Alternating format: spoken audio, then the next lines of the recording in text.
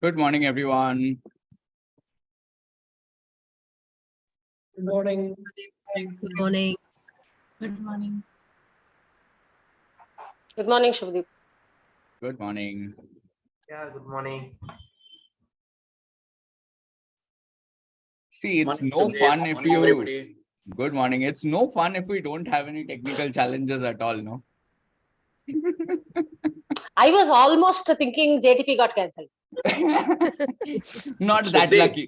Not Shubdeep. that lucky yet. Huh? Yes, sir. Shubdeep, usually the challenge starts after the meeting starts. So today, for a change, Said starting video should itself be was a on. challenge. New challenge to Video have. should be on. So you Yeah. are going to see my kitchen, my house, everything. Okay, I'm already giving all disclaimers. We are happy to see that, Bobby. I'm having breakfast right now. Today we I will will all be see there 3 hours pakka, but you today see we my will all entire see house. other sides of Toastmasters. The true leadership skills of Toastmasters at home.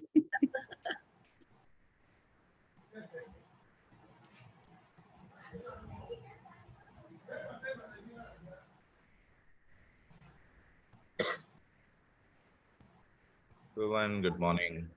Good morning. Good morning, Mohan. We didn't realize it was Shivaratri the night before. So we can see some sleepy faces also.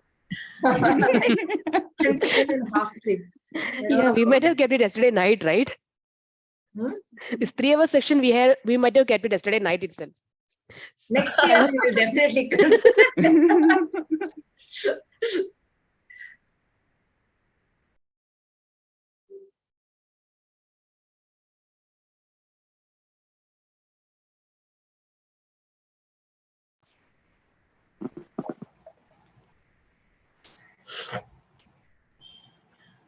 Anjusha, we can give another 2 minutes and then we can start because I think people are still joining. Sure.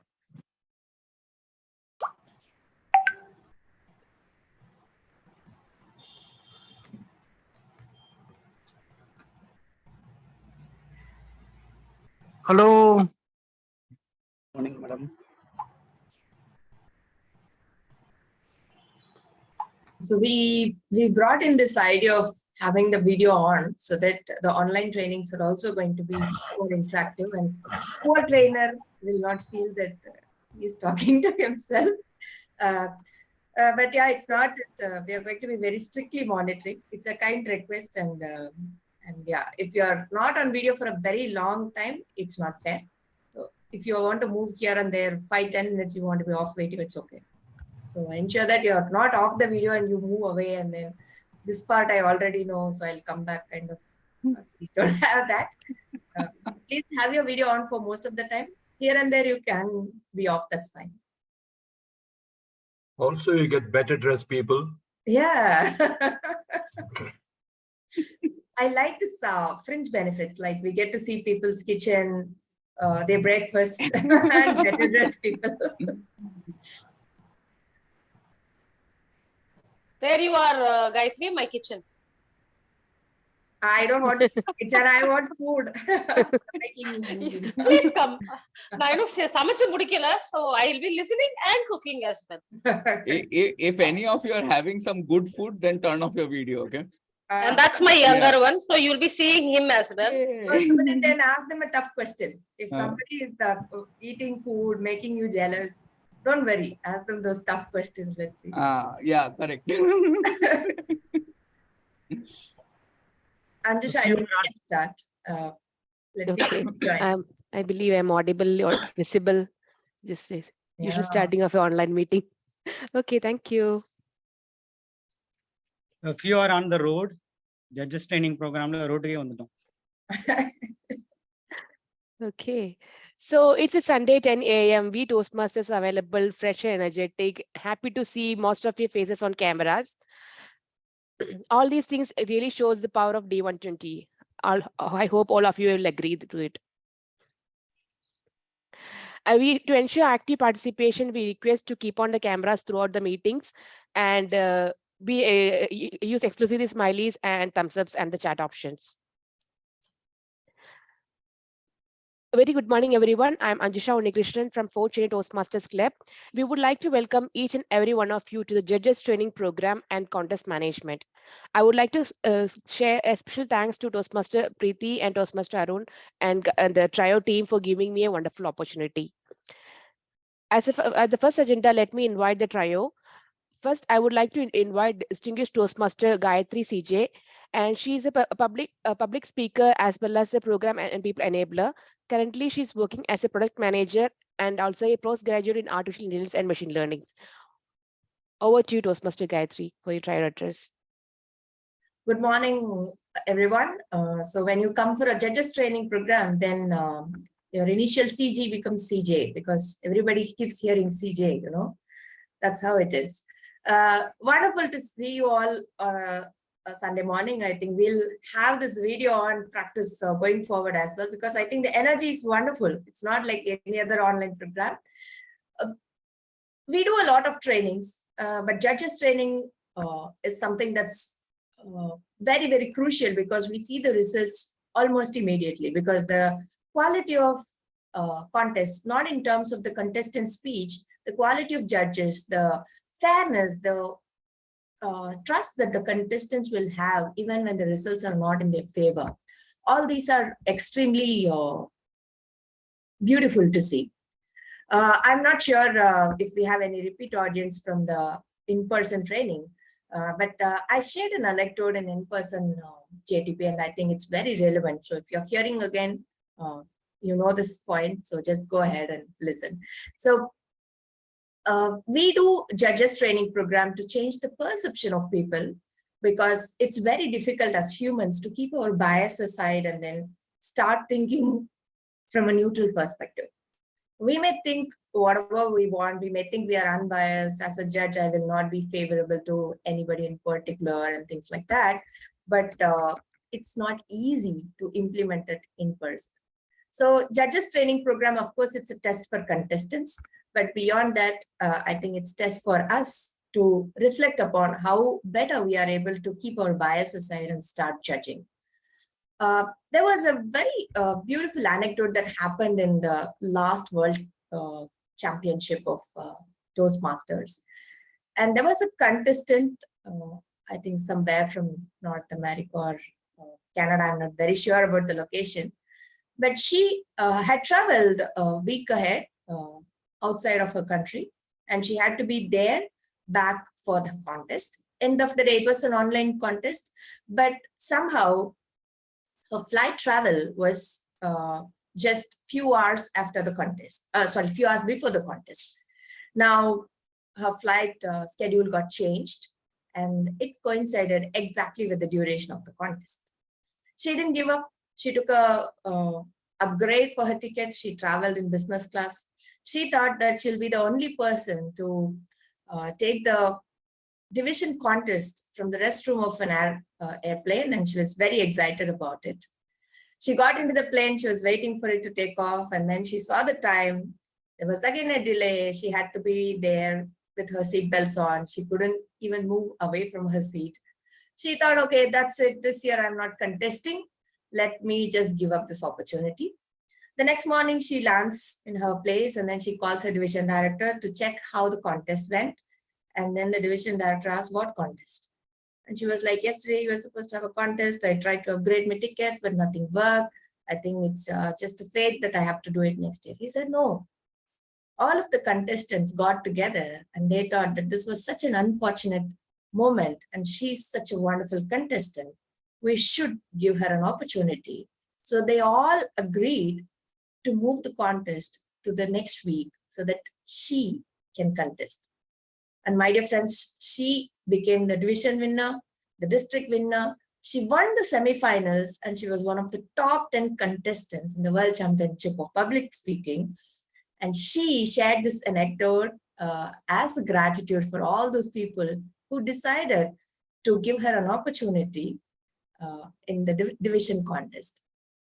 I think as humans, as contestants, as members, this is our utmost priority, to give everybody a fair chance.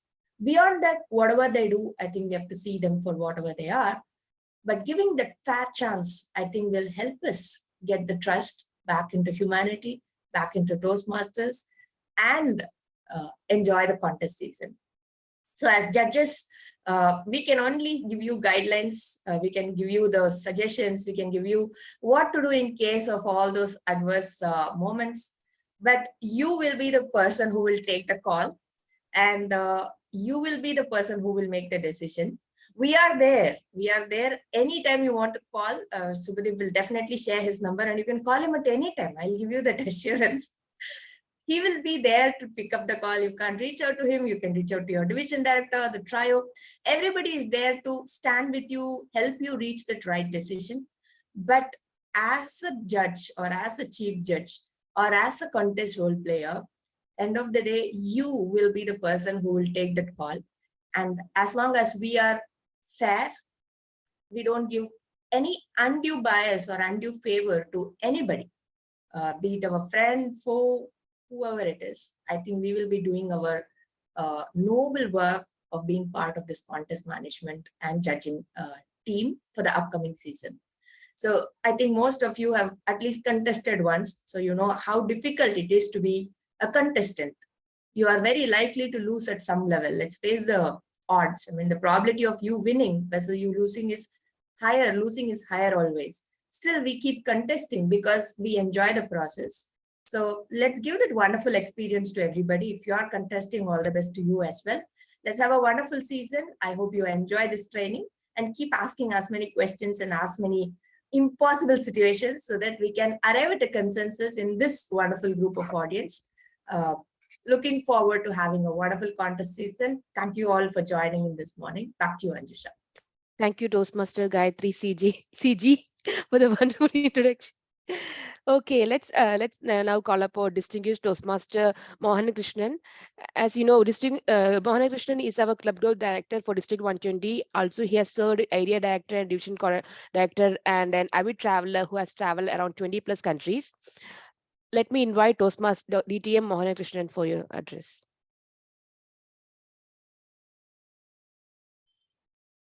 Hey, hi. Can you hear me and see Yes. me? Yes. Thank you so much for the confirmation. Good morning to all of you present here on the Sunday morning for the online JTP. Very important because you all have come here for one reason, to learn as many things as possible from this program. So first of all, kudos to you for that. Why is that learning important? Because all of you here, as I said, for various reasons, some of you are here for being the chief judge or judge, voting judge, or contest management, role player, anything for that matter, right? So you're going to learn and then take it back to the contest that's going to happen, be it your club level, your area level, your division level, or you could even, if you're eligible, you're going to be part of the district contest also. So one thing I just want to reiterate saying, learn as many things as possible from this program, which is very important. Just give me a minute. Sorry about that. So why is this learning important, right? You have the responsibility, be it any role, you have the responsibility to make sure that you give that hope, yes, hope to all those future chief judges or role players or the contest management people that are going to be part of the future of the contest in our district, right? So it's very important and your responsibility to give that hope. And the way, let's talk about chief judges, right? Let's say quite a few of you would have come here learn about chief judge. The way you do a chief judge role, the contest chair and the contest management team should feel like they want to take up this role in the future. That's exactly what you have to implant that in their minds, and that's how much you have to first learn and then enjoy doing this role as a CJ. Why? Because I believe contests are here to enjoy. It's a lot of responsibility. People come. I've seen contestants enjoy and do it. I've seen role players enjoy and do it. Make sure that enjoyment is there. irrespective of whatever you role you take in the contest. Most importantly, the contestants and role players should enjoy every bit of it and not have that pressure or tension that they are taking this role. Um, Contestants, right? We always make sure, say that let there be a fair contest. Make sure you give the best of what you can do as a role play, because each contestant, for example, comes with their own story, and there is no nice story or not so nice story. Everything is special, especially in ISC, right? They put their own life and emotions into it. So make sure you get a very qualified judge, or you be a very qualified judge. Make sure you understand and go through all those things. You're going to hear it from Subhadeep in the session today. But we have seen contestants come here who have tried for 10 long years before they got into that champion thing. There would be one thing that has been running in their mind: keep pushing forward, and there's going to be that one day. So make sure when you're part of that contest management, the best and the deserving contestant wins about the contest. So that's very important, and that's what I recommend. So again, just want to reiterate, make sure you learn as many things as possible. What is going to happen is, when you're going to take up this role or CJ or anything, make sure you document everything and then clear the contest management team as many information as possible. And make sure you're available. As Gayatri mentioned, that when people reach out, you should have answers. There's going to be a lot of new members that you're going to be inspiring. So make sure you inspire a lot of a lot of people this season. So have a great contest season that's going to come up. Looking forward to see a lot of inspiring stories. Thank you, and over to you, Ems. Thank you, DTM Mohan Krishnan. So next, I would like to welcome our trainer for today, DTM Sudeep Banik. He is a district chief judge as well as team lead and soft skills and behavioral learning specialist at Infosys. And today he'll be giving the trainings for judges training program as well as contest management. Over to you, Toastmaster Sudeep. Thank you so much, Anjusha, and thank you so much, Gayatri and Mohan, for setting the context as well for the JTP. Good to see all of you on a Sunday morning. I think we already had talked about a little bit of our personal perspective on this, but as already mentioned by Gayatri and Mohan, and this is something which we have been repeating since the beginning of the year, the Toastmasters year, that at the end of the day, why we are talking so much of details about this training rules and all of these things is not that our job is to become like a police, right? And to penalize people for something. Our job is to maintain a fair playing ground for all contestants as per the rules of Toastmasters International, while at the same time to see that how we can enable the contestants, right? We are not here to figure out how not to make a contestant contest, how to disqualify them or any of that. We are here to enable the contestants, while it is a fair field for everybody, right? So with this, let me quickly set a quick context towards this as well. I know many of you might be prone to using the chat window, but I would recommend, please feel free to unmute and ask question anywhere in between as well. Even if there is a thought in between when I'm speaking, feel free to unmute yourself and interrupt me in between if you have a question right then and there. I don't mind at all. Okay. Please refrain from using the chat window, because I may not be able to monitor the chat window while I am presenting. So please unmute and ask. There are a lot of senior members, a lot of very, very experienced Toastmasters in the meeting as well. So if you have a thought, you have an experience that you want to share, please feel free to do that as well. I know a lot of us have taken up some of the roles in our during the humorous speech and the evaluation contest seasons.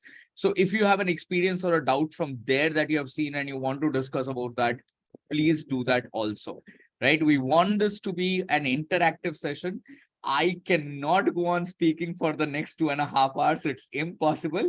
So please feel free to ask questions. And as Gayatri also said, that if there is a confusion about certain process, We'll make sure we'll discuss that out and we'll try to reach a consensus within this meeting itself and make that as a practice for the season. Okay.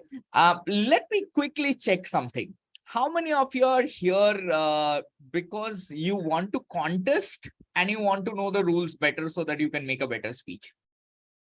Quick show of hands. Raise your hand on the with the icon so that we know that these are the people who are here for that.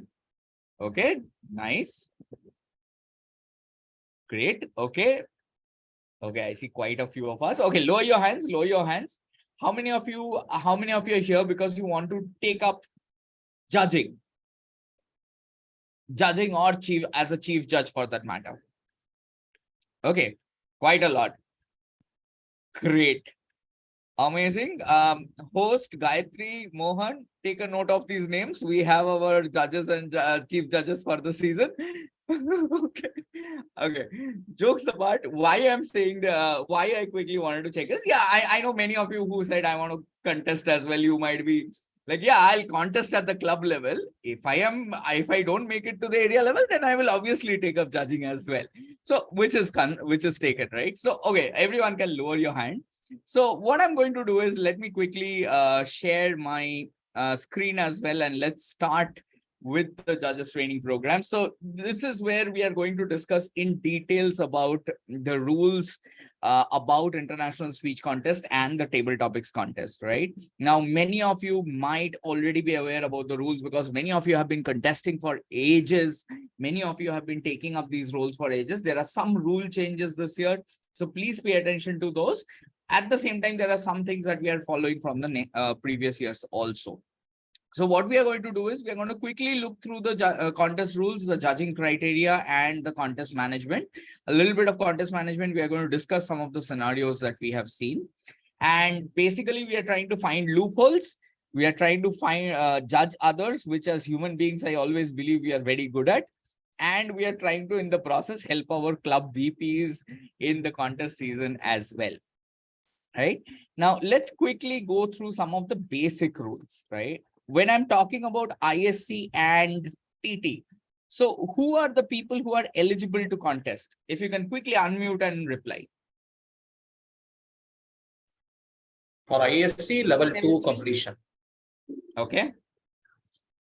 Of course, good standing club. Club member.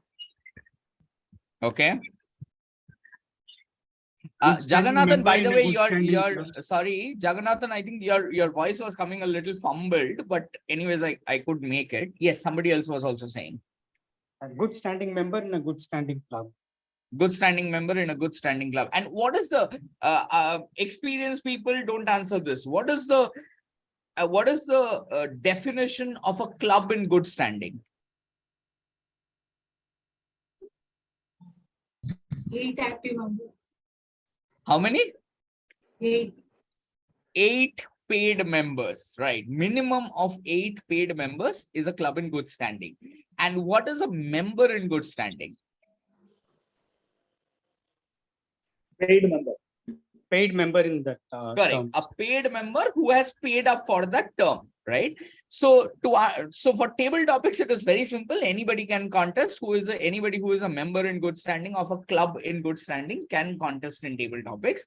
However, the rule gets a little complicated when it comes to ISC. So they have to be a member in good standing, have to be in a club in good standing, and they have to have completed the certificate of level 1 and level 2 in base camp. Okay. Please understand this very, very clearly. This is something that has been modified this year. If, for example, let's say tomorrow is the contest, somebody delivers their level 2 speech today, and it is not uploaded in the base camp, right? And they have not received the level 2 completion certificate, they are not eligible. Just giving the speech is not eligibility. Earlier, it was that even let's say if today, yes, tomorrow is the contest, somehow that person goes to another club and gives the speech today, that's considered as level 2 completion. Okay. But now it has to be made sure that the person has completed, marked it as completed the level 2, the VP has approved it, and the member has received the certificate, the completion certificate of level 2. Only then that contestant is eligible. And this must have happened before the commencement of the contest. Okay. Can people? Yes. I have a question on this. So member has completed and updated the base camp and VP has approved it. Is he eligible? You said that the last term that you need to receive the certificate. There is So a what time happens is, excuse me, if I have completed, I have marked it on the base camp, right, as complete, and it has gone to the VP for approval. The moment VP approves, my completion certificate is available in Pathways. Received doesn't mean physically received. Okay, It means it should be there in Pathways. Got it. Yeah. Okay. That's Okay. Yeah. Okay. Can people who have completed CC6 compete in the legacy path? If people have completed CC6 instead of level 2, can they compete in ISC? I don't think so. Okay. I think Others? Yes, no? No. No, they have to complete DTM.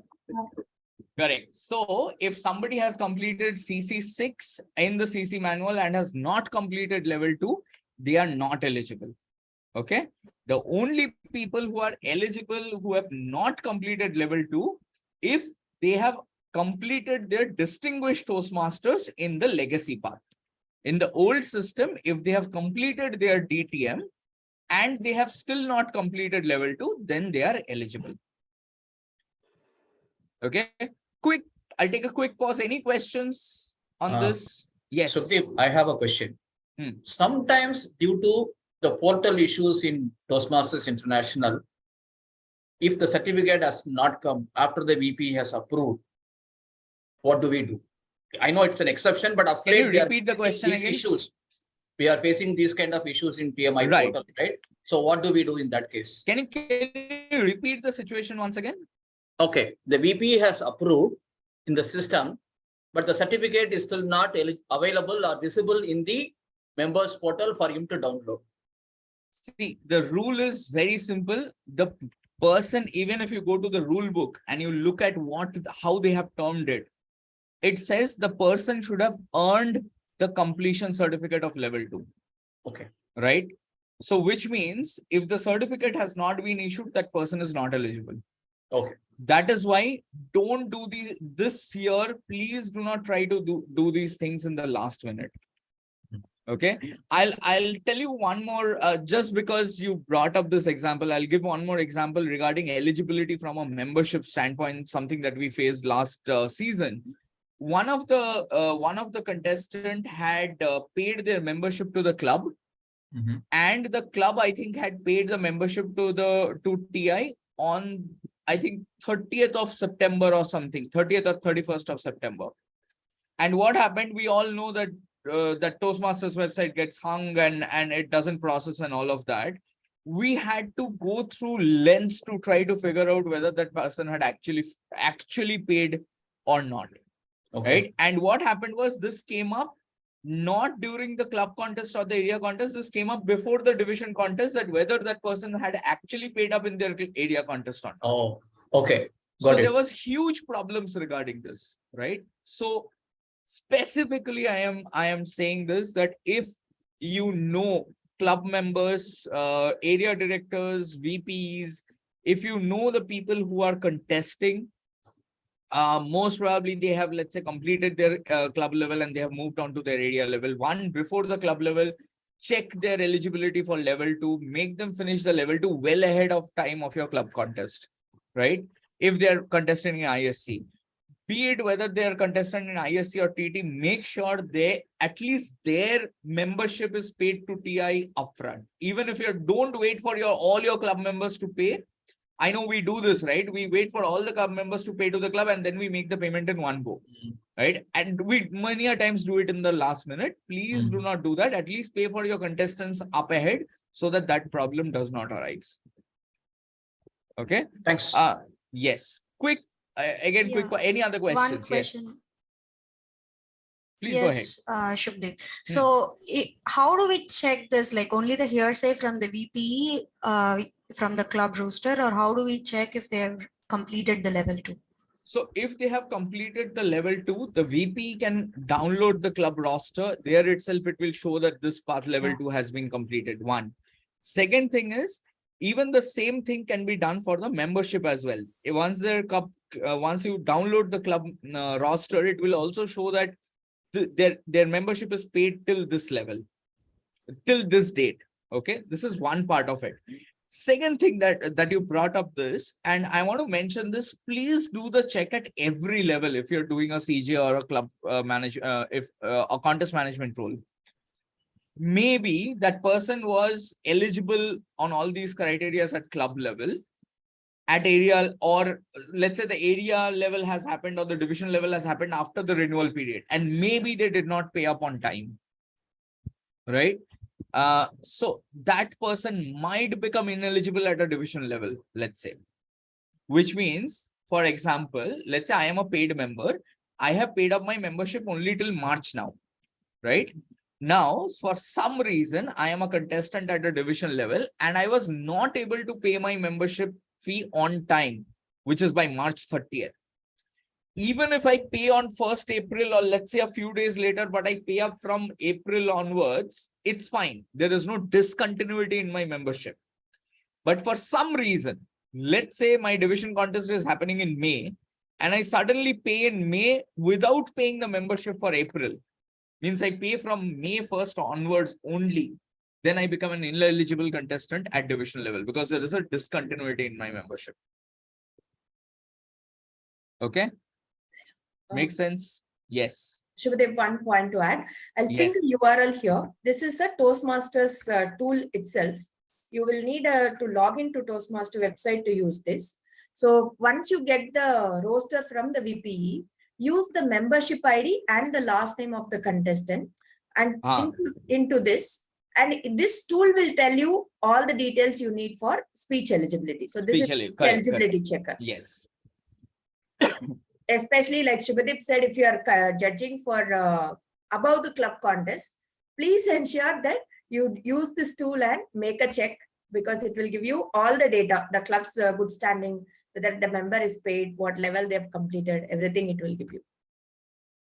Yeah. Thanks, Shubhadeep. Okay. Yes. Thank you so much, Gayatri, for adding that. Any other questions about this eligibility? Okay, I hear no questions. Great. Okay, quickly moving forward. Who is not eligible to be a contestant? Obviously, those who doesn't fall in, fulfill the criteria, but who else? Anyone taking roles? Sorry? District leaders are not eligible. District leaders are not eligible, okay? Anyone taking roles in contest beyond club level. Anyone who is taking roles or judging any contest management role beyond club level, they may not be eligible, okay? I'll come to that part. Which district leaders are not eligible?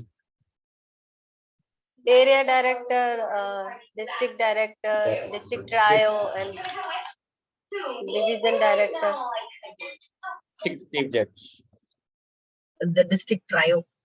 Okay, interesting. Is the chief judge eligible to contest or not? District chief judge, is he eligible to contest or not? No. Shubhadeep, nobody lets you contest. All my dreams shattered. Okay, jokes apart.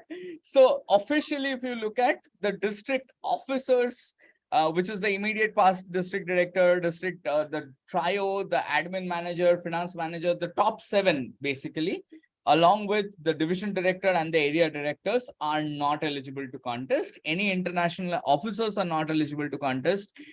District officers or candidates. Now, this is something very, very important this term.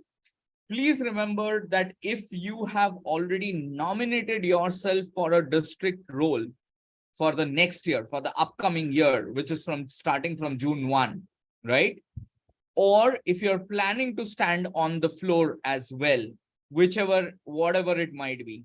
If you're planning to contest in one of the elected positions starting from July 1, you are not eligible to contest. Now, let me clarify this. If maybe I want to become an area director next year, okay, I can still contest. But if I'm planning to become a division director or higher, or any of the higher roles, then I am not eligible to contest. Okay, so if you have nominated yourself to be a division director, whether your name has come out on the slate or not, this division director or any of the district trio positions, your name is on the slate or not, you are not eligible to contest. Okay, and members who are serving in a contest official role or as a presenter role, if in that contest you are serving as a contest official role, you are not allowed to contest.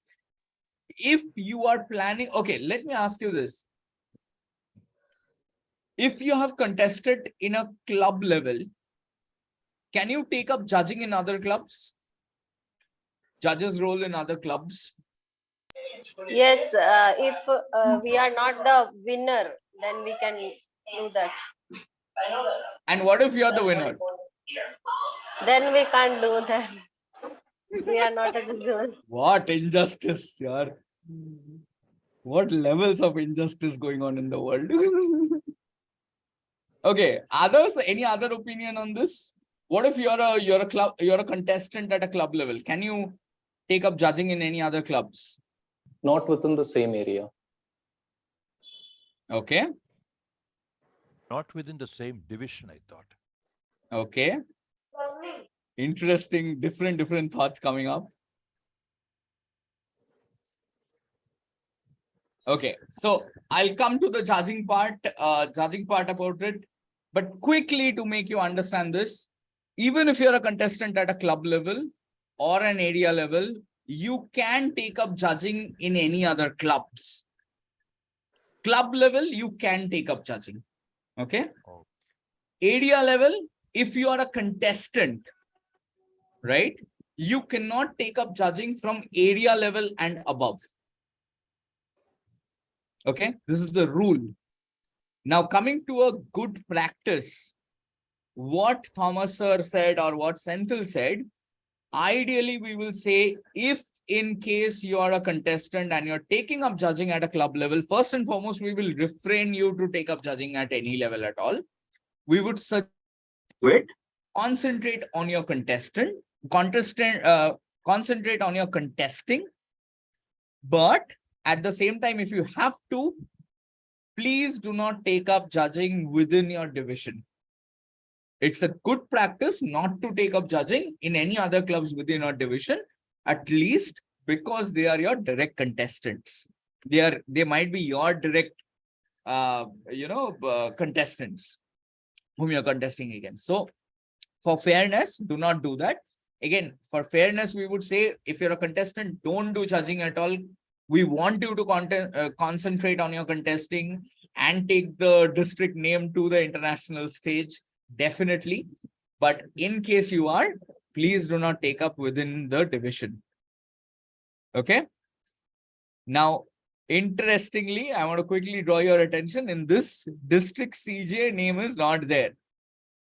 So ideally speaking, district CJ is eligible to contest.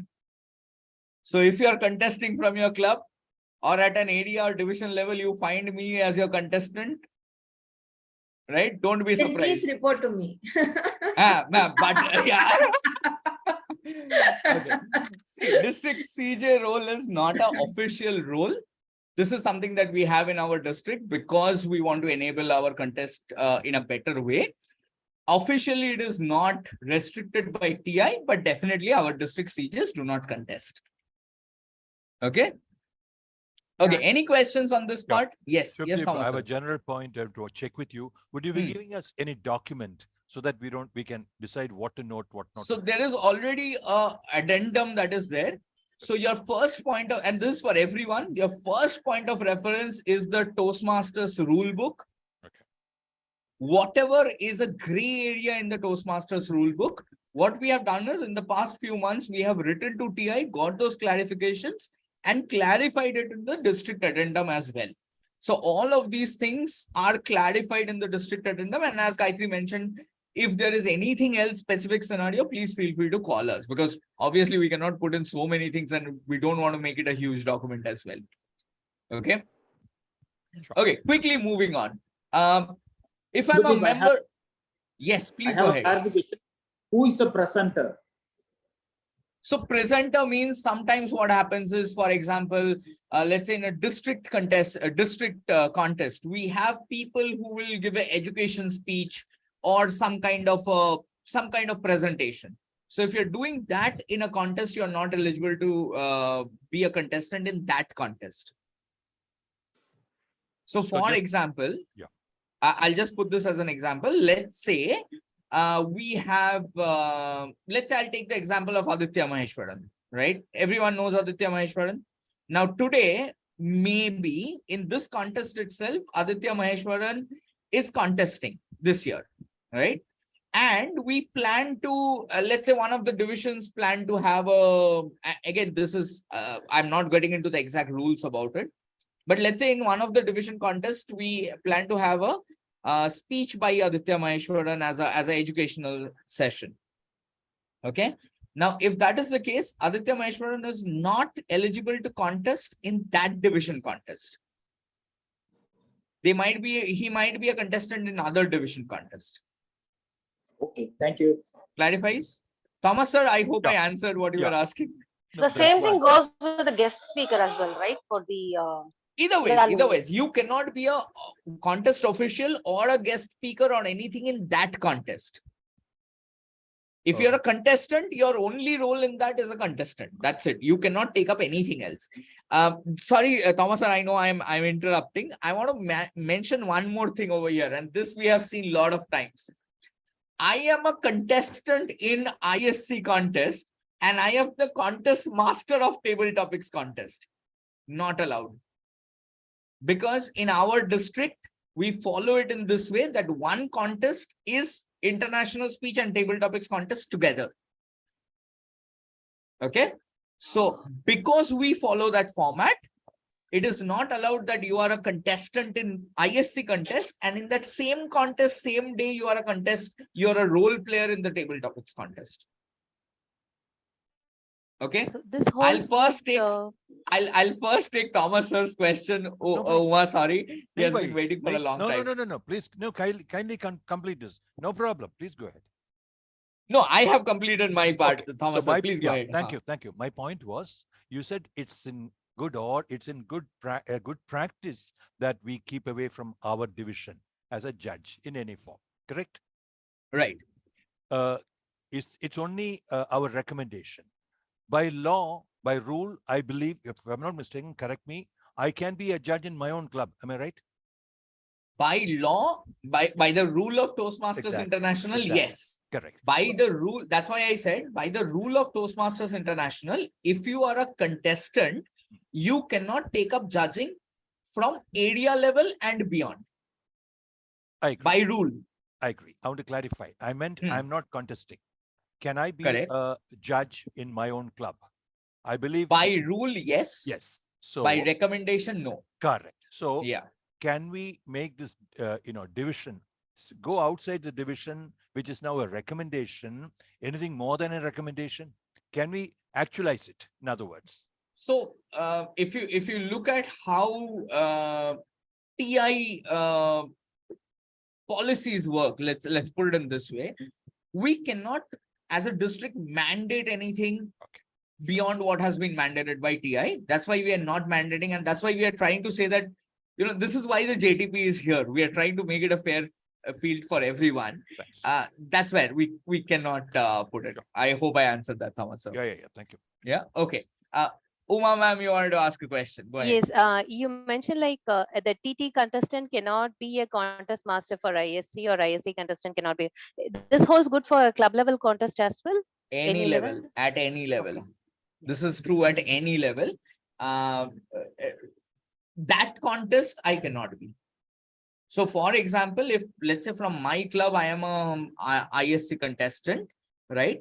I cannot say that during my club contest, I am a ISC contestant, but because I am not contesting in TT, I will be the contest master or timer in table topics contest. Cannot be. Okay. Ishwaran sir, you had a question. Yeah, I have a question. A contestant who has won at club level, can he be the contest master in some other club? For some other contest, he cannot. Some other club, yes. Area, no. Or area, no. At club level, he can take up. And at area level, can he be the timer? Purely background. No contest, no contest management roles. Okay. Thanks. Deep, I wanted to add a point on what Thomas was saying. Gayatri, go ahead. So if you are very concerned that you do not want your club members to be part of a judging of your contest, like Shubhadeep said, we cannot overpower what TI says. It's definitely not a good practice. But the CJs will have their own background on why they are doing that.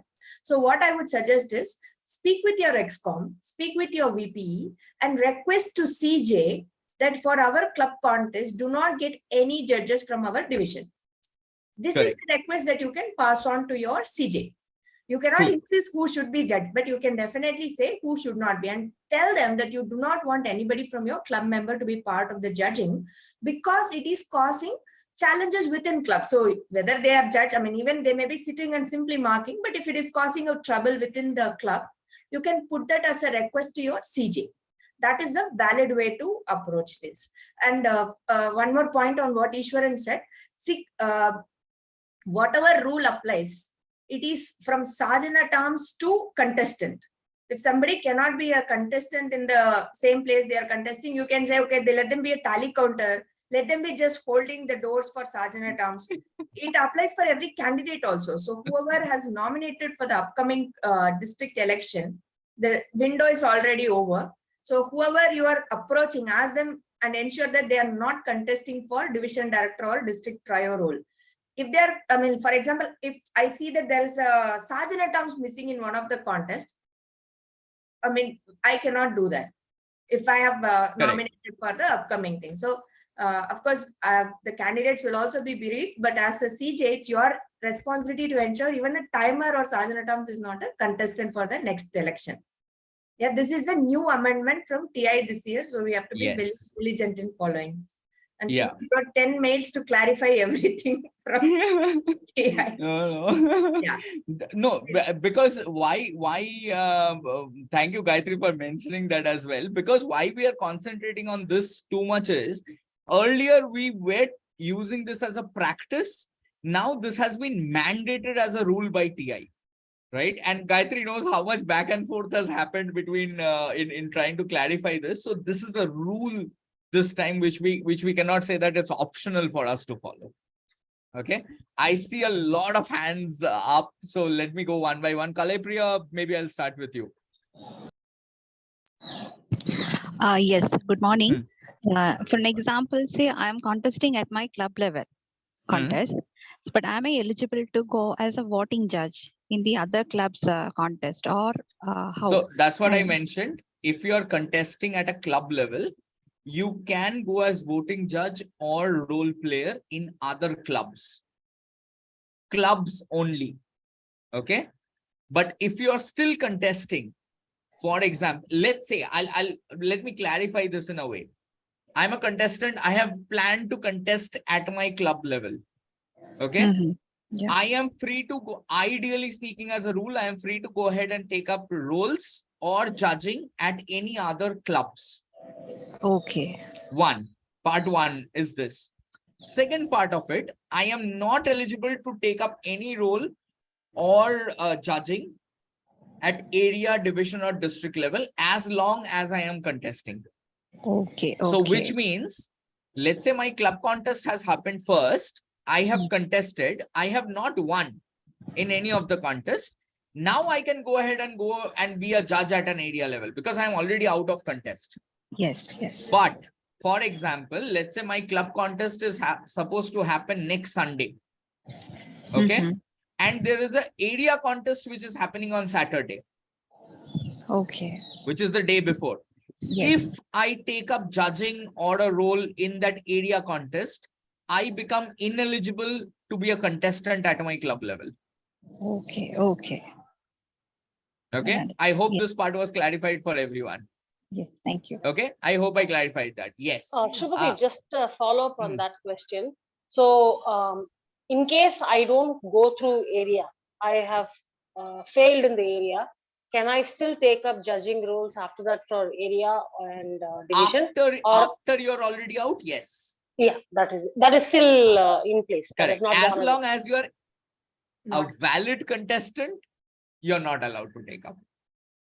But Once you're out of the contest, you can go ahead and do it. Sorry. Can second runner up too? See, but the point here is sometimes people will come third and then they go judge. Then if somebody drops up, they cannot come back and take up that opportunity. Correct. So if you have come third and you have already gone and taken up judging in another area or district or division, and then the first or the second contestant drops off, you will not be given that chance anymore. You will become ineligible as a contestant the moment you take up judging or a role at area or division level or district level. Yeah. Actually, if you do, I mean, all these are TI's rules, which enables creating contest all over the world.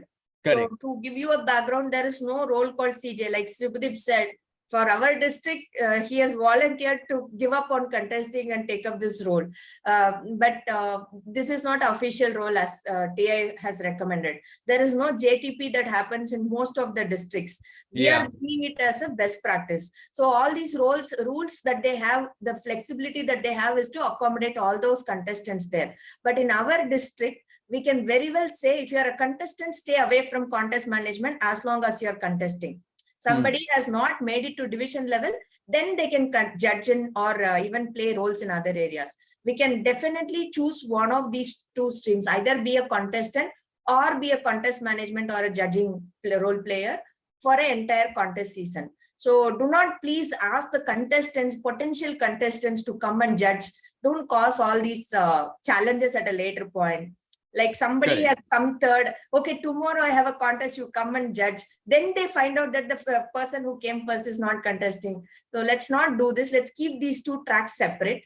Either choose one, and once you are out of the contest, then you can definitely be part of the team. So this is an easier way to approach. Like Subhadeep said, TI allows people from, I mean, at club level, there aren't much of a rules. You can do both contesting and role playing, but it causes more confusion. So better keep these two separate. Yeah, thanks, Shubhadeep.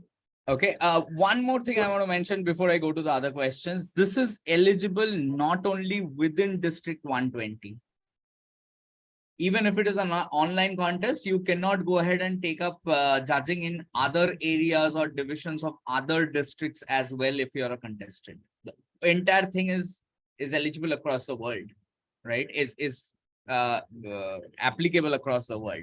Okay, let me quickly go through a few other questions. Aishwarya, I'll go with your question next. Yeah, you were just mentioning about giving this education session. The person who have given the education session cannot take part in the contest. Like, so is it applicable only for the district level education session, or else like within our club, we are having an education session within our members itself? So if the education session is happening on that particular day of the contest, you cannot. Okay. For example, if let's say I am not a chief judge, I may have done education session in a club, in a different club on a different day. I can still be a contestant in my club. But it cannot be that education session is happening on the same day at my club and then I'm a contestant, or same day in that area and then I'm a contestant on the same day. That is the rule. Okay. Again, we will recommend, if you're a contestant, while you are contesting, please refrain from doing education sessions practically within our District 120 itself. Because in the past, we have had several controversies related to this. Again, it's not a rule that you cannot do it during some other day. There has been situations where somebody has taken up an education session in a club the day before their division contest. and the club has made a lot of social media posts about it, and then there are people who would have come and raised a huge problem regarding that during the division contest. See, there is nothing, as a rule, there is nothing stopping you from contesting. But think it in this way: if you're a contestant on the division day, somebody creates this problem, it gets into your mind as well, right? So my honest suggestion, having been on both sides of contest for years, is try not to do education sessions and all of that if you're planning to contest. As I said, concentrate on your contest, because we want to see you not at the district level, we want to see you at the international level. That's our objective, to put a 120 district 120 contestant at that international stage. So why not concentrate for that? Okay, Aishwarya, I hope I clarified. Yes. Yes. Okay, let me quickly go ahead with the next question with Senthil. Yes, my question is, like you mentioned, somebody who has got disqualified at the area level, they can still go ahead and do a contest chair or like voting judge in the division level, right? Yes, yes. After But they have not made it to the next level, they can. Right. So do you think it will allow a fair play? Like if I get eliminated in my area level, do you think I'd be in a position to do a fair play in a division level when the winners from my own area will be there sitting as a contestant? I'm just asking this. So let me clarify this. So when I say, let's say I was a contestant at an area level, I did not make it to the division level, right? Now I am eligible to take up judging in any other area or any other division for that matter. This is the first part of the rule. Okay. The second part, which we have been reiterating, even as it is, just because you're eligible doesn't mean that you should take up judging at your own division or your own area. And this is a recommendation to all chief judges, all of you who will be taking up judging. Do not take up, preferably do not take up judging within your division at all. Be it at club level, be it at area level, be it at division level. Do not take up judging at any levels within your division. Chief judges, do not take judges from that same division for any of the levels that are happening at the division. There is a rule that also says, maybe because the questions are coming up, I think it is better to put this up in this discussion itself rather than going through the slides in a proper format. Understand this. For example, let's say I am a chief judge at a division level. Okay. For a particular division, I am a chief judge. If I take one judge from that division, it mandates that I have equal representation from each and every area. So which means if, let's say, there are 5 areas in that division, and let's say, Senthil, I take you as one of the judges, and you belong to area number 1 of that division, I have to make sure there is at least one judge from area 2, at least one judge from area 3, at least one judge from area 4, at least one judge from area 5. This is a mandate by TI. So which means as chief judge, refrain from taking judges from the same division in any format. Okay. Same goes at an area level. If you take, let's say at an area level, you take a judge from one particular club which is in that area, you have to have judges from all clubs. Now later you cannot come back and say that I had 5 judges from 5 areas, but one of the judge dropped out in the last minute. That is why I did not have representation at that one area. Shubhadeep, but this is a best practice. This is not a this is a rule. This is a rule. This is a TI rule, Bobby. This is a TI rule, Bobby. Which means I have to declare all my judges, right? This is so. No. I'll come to that process about it. I'll come to the process about it a little later.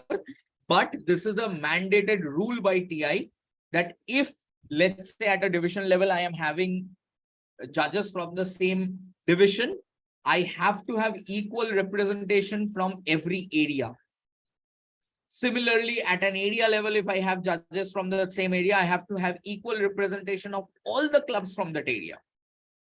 Now, this complicates things unnecessarily. Trust me. There are 100 things that can complicate it. That is why I am saying refrain from the best practice to make sure we avoid any of these controversies. Do not take up judging in your division itself. That's it. Okay, makes sense? Okay, I'll quickly go to Vijay Lakshmi. Vijay Lakshmi, your question. Thanks, Subdeep. So my question is, so if I'm playing the contest master role, am I eligible to be a contestant in table topics? In that same contest, no. Okay. Means on that same day, if you're a contest master in ISC, you cannot be a contestant in table topics.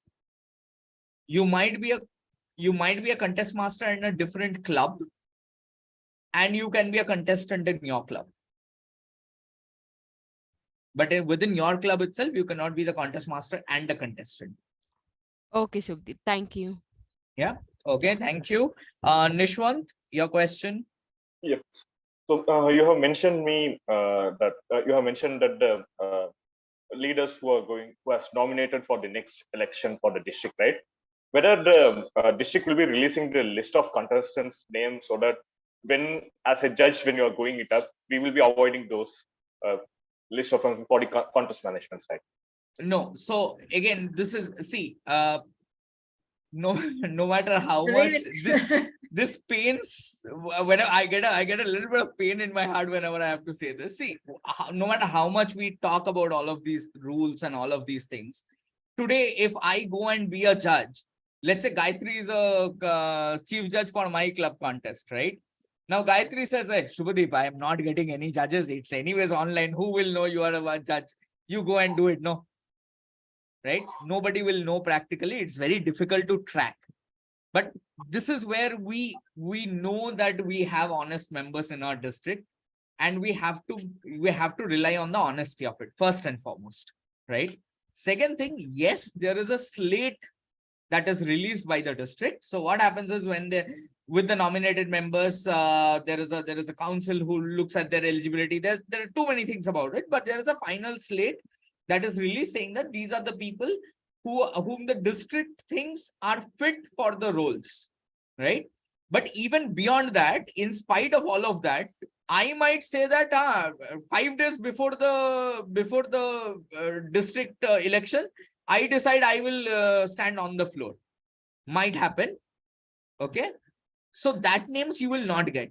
Shubhadeep, just to clarify, this I think from last 2 years, TI doesn't allow people to stand on the floor. Okay, until they have nominated and their name is not in the slate, then they will contest on the floor. I will check with the DLC chair who can write to TI and see if they can publish the list of candidates. Okay. But any day, I think the best way is to ask the person. Ask the person, correct. And more importantly, the candidate will lose the opportunity to contest in the election.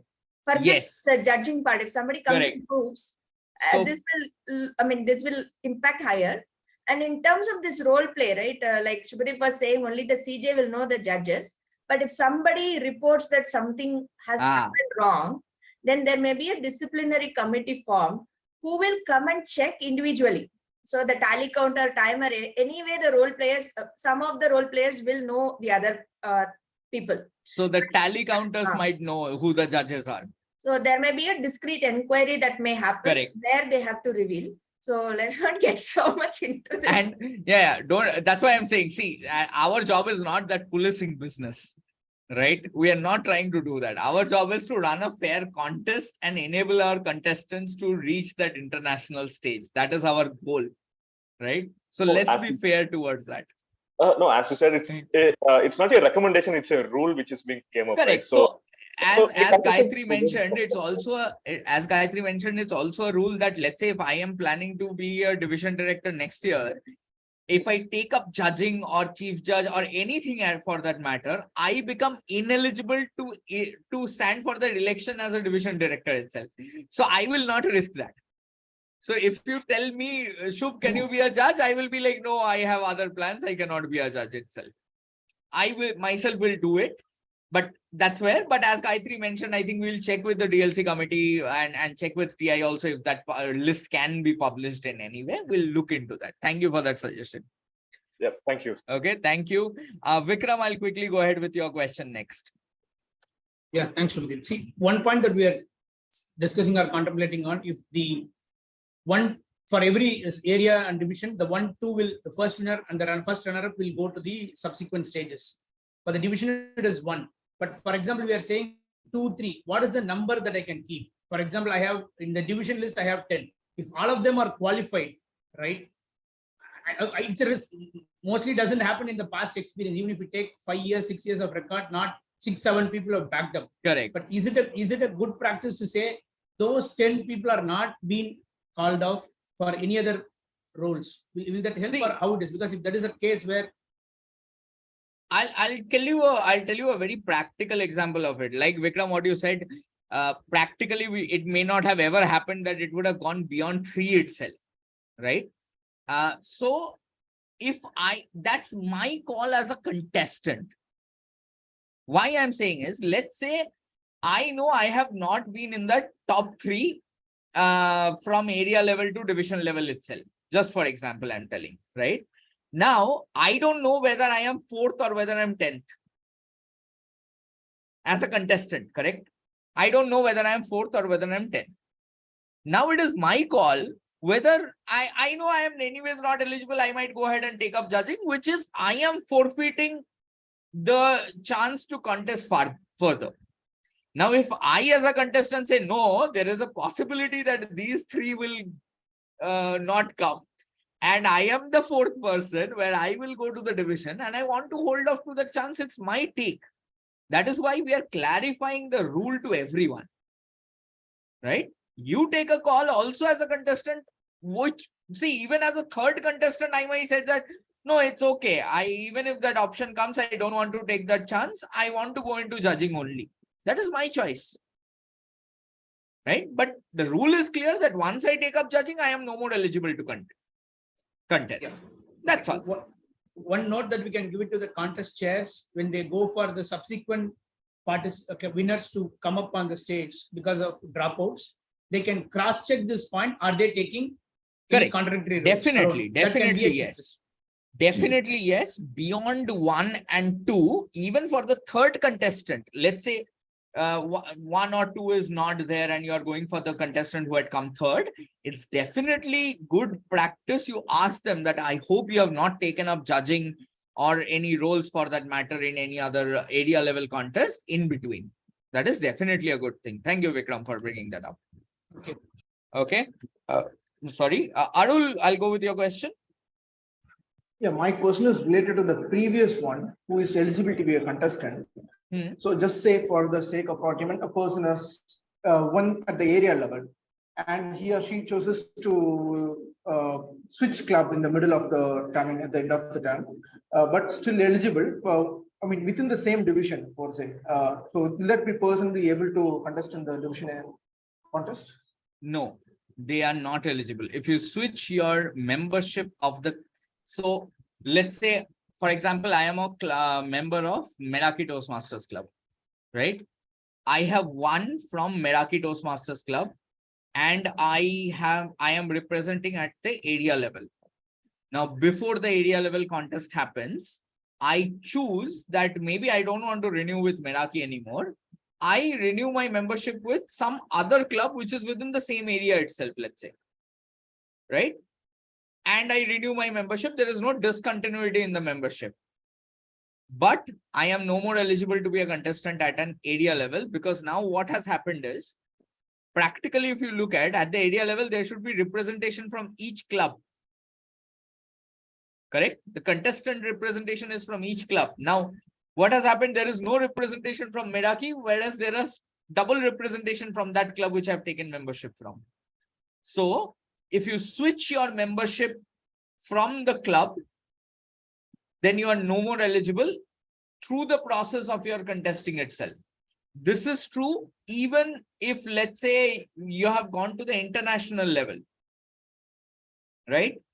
You have to have your membership with the same club which you started your journey from, because that's the club you are representing.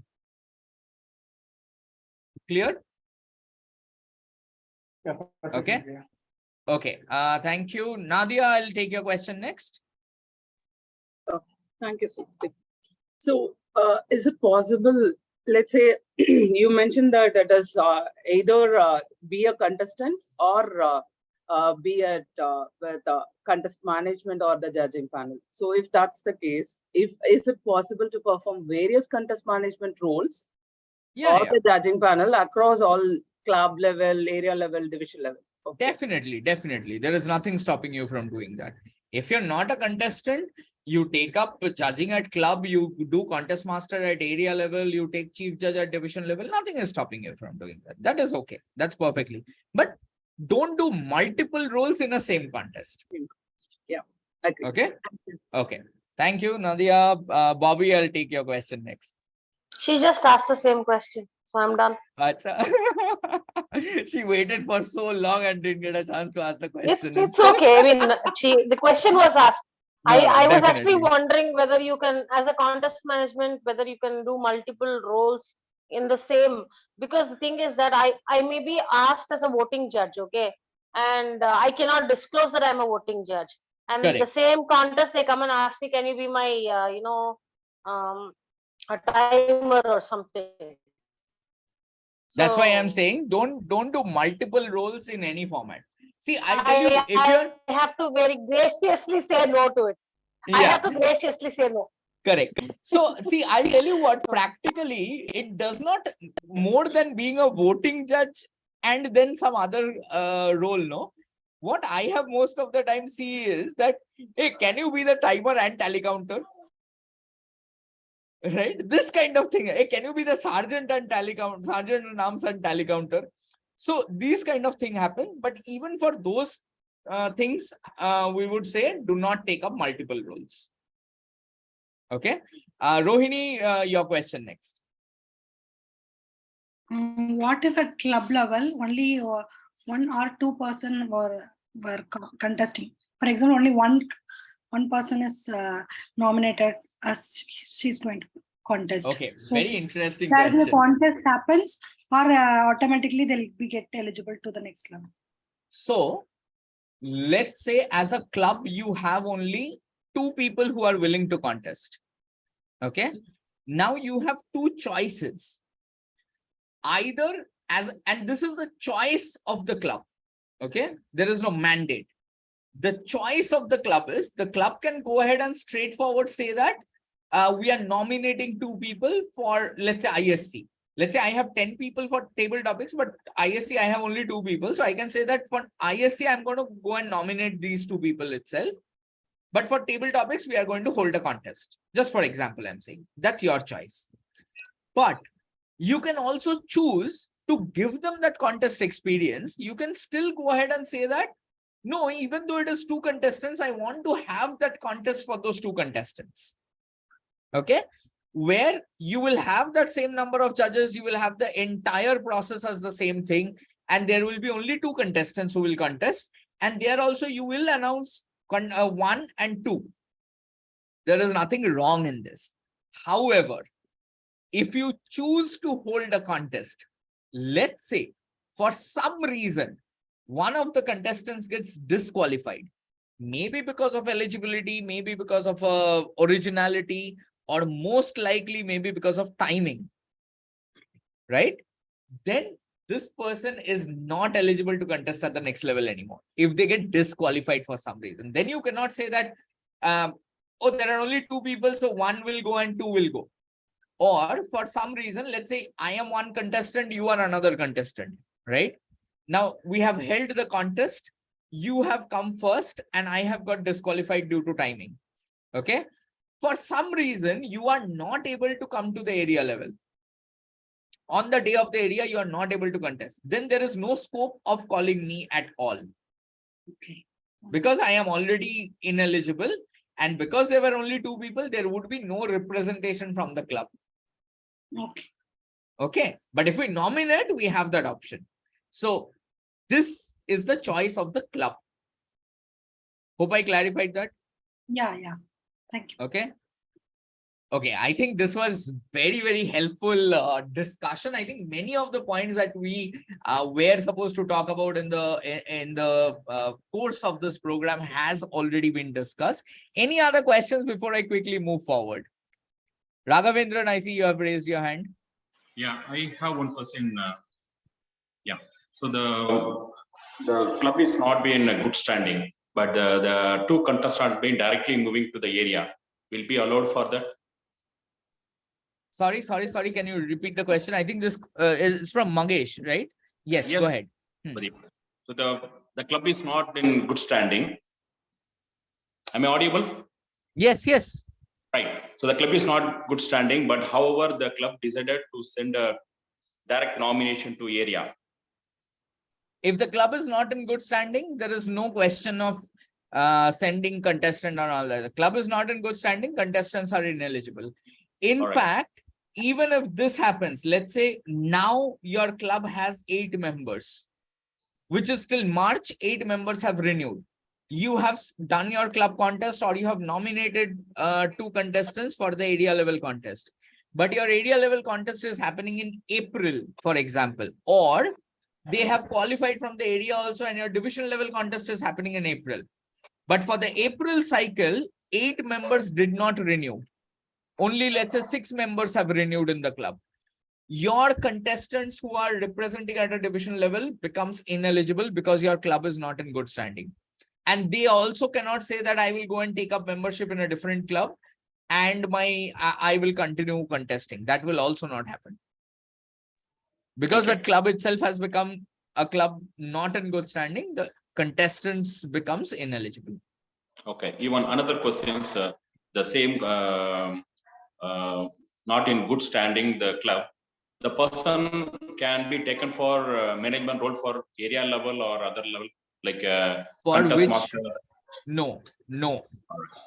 Member to take up any kind of role, any kind of contest management role, judging, chief judge, anything at all, has to be a member in good standing, has to be a from a club in good standing.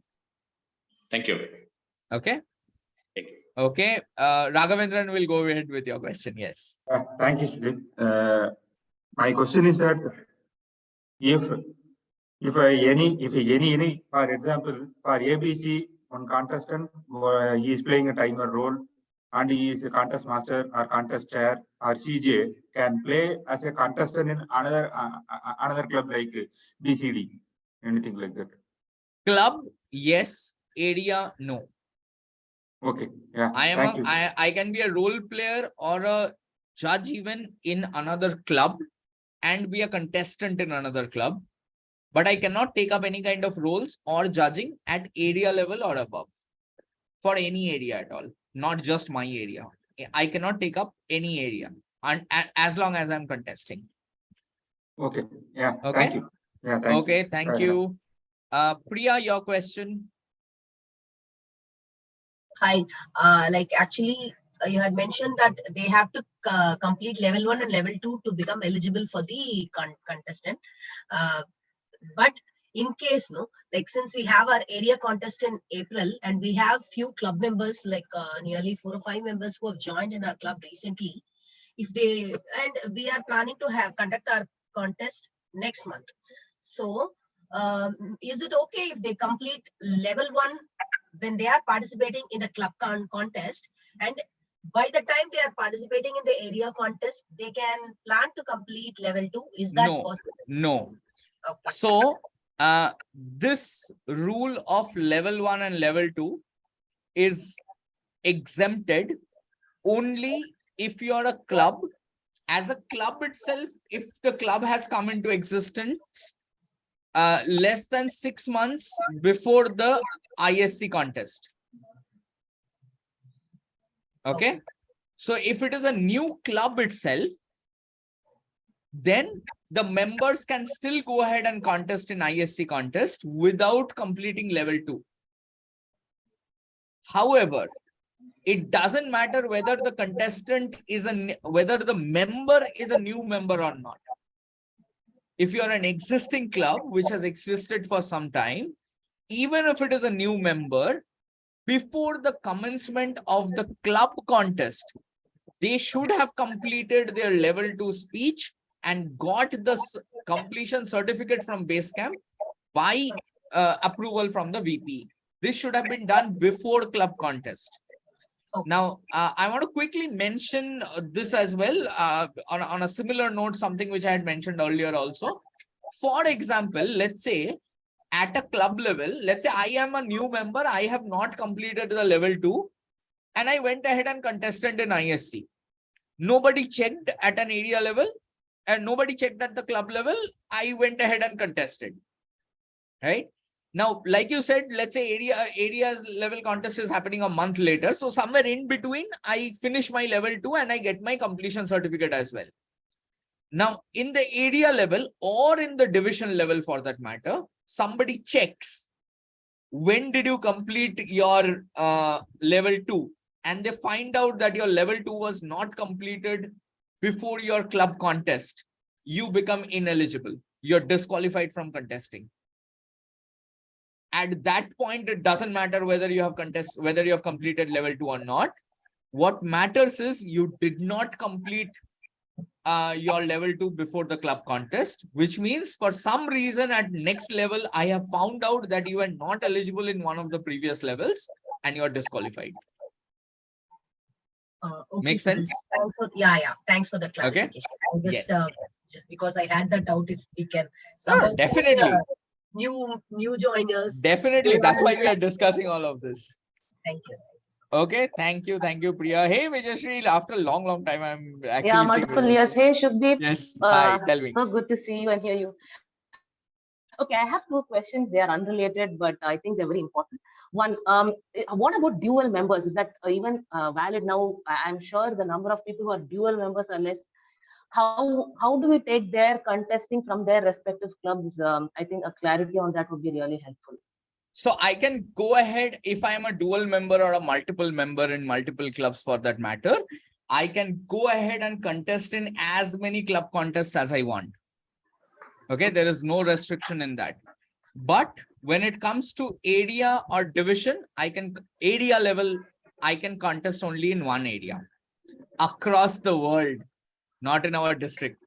Irrespective of whichever district. Okay. So I can, let's say I can be a member of Toastmasters club in Chennai in district 120. I can be a member of another club in Sri Lanka in district 82. I can be another club of Kolkata. All of these things. I contest in all the clubs, but I have to choose which one area I will contest from if I win in every single contest, right? And once I have contested in one area, I'll just extend this. I know this was a question that I had come across. So I have contested in the Chennai area. Okay. I did not make it. I lost. So now can I go ahead and contest in my Kolkata club area? No. Once you have contested in one area, you're done. That's it. Whether you have made it or not, you're done. Contestant's choice. Yeah, contestant's choice, which one area I will contest from. Let me complicate that a little more. It applies to one format. So I can contest from Chennai in ISC, Kolkata in TT. Correct. All this combination is possible, but one format, one area. Once they appear in one area contest for ISC, for that term, they cannot contest in any other area for that ISC. They can do in TT or some other format. So I have such people in our district. Please tell us. Yeah, I have only done this. I was just giving this example. I earlier, one of the years when I made it to the district stage, so that year I had contested in both ISC and TT from Infosys and Meraki. I won in both the clubs. And what I did was I chose to contest in ISC at the area level from Infosys Toastmasters Club and TT at the area level from Meraki Toastmasters Club. So, yeah. Also, a good question to a good person. Good. Yeah. I congratulate myself. Okay, yeah. The second. Sorry, Vijayashree, just a point. So the speech eligibility checker that I gave, that will give you the list of all the memberships of that person. So you may ask how I will know. So you go there and check, you will know how many districts they are part of. Then ask that contestant, especially if it's area, ensure that they give it to you in writing that they have not contested in any other area contest and they will not contest in future also for that term. So this will help you with that. Yeah. And the one challenge I have faced over the past few years is many a times we don't get the details well in advance, especially of the contestants, right? I'm guilty to be charged of that. We generally give the details to our contest master just a few hours in advance, and that's when the challenge comes. But I think this is a very So valid input. recommendation, something which recommendation would be to all contest, the VPs, contest chairs, and the chief judges. Moment you're appointed as a chief judge, right, or moment you're appointed as a contest chair, immediately get that list. So what most of the time as a chief judge we do is, the moment I'm told that I have to do a chief judge's role, I immediately get busy finding judges, which is good, right? But at the same time, when you're doing that, try to do, go through the tool also parallelly. Ask the contest chair to download that from the tool of each and every contestant and send it over to you. So that like Vijayashri, what you mentioned, that it will not happen that in the last minute you are getting to know something and you get confused at what to do and what not to do. Understood. The next question is regarding something, assume I'm not contesting, I'm only going to be judging or doing the contest managing role. Is it allowed that I can do contest management in multiple districts? Yeah. There is no restriction again. There is no restriction about you doing contest management roles in different areas or different division. It's just that you should not take a multiple role in one contest process. That's all. So it shouldn't be that you're a contest master for the ISC contest of that club, and then you are the timer for the table topics contest in that same day. Don't do things like that practically. Understood. So I'm also allowed to bring in contest role players from other districts if I know people.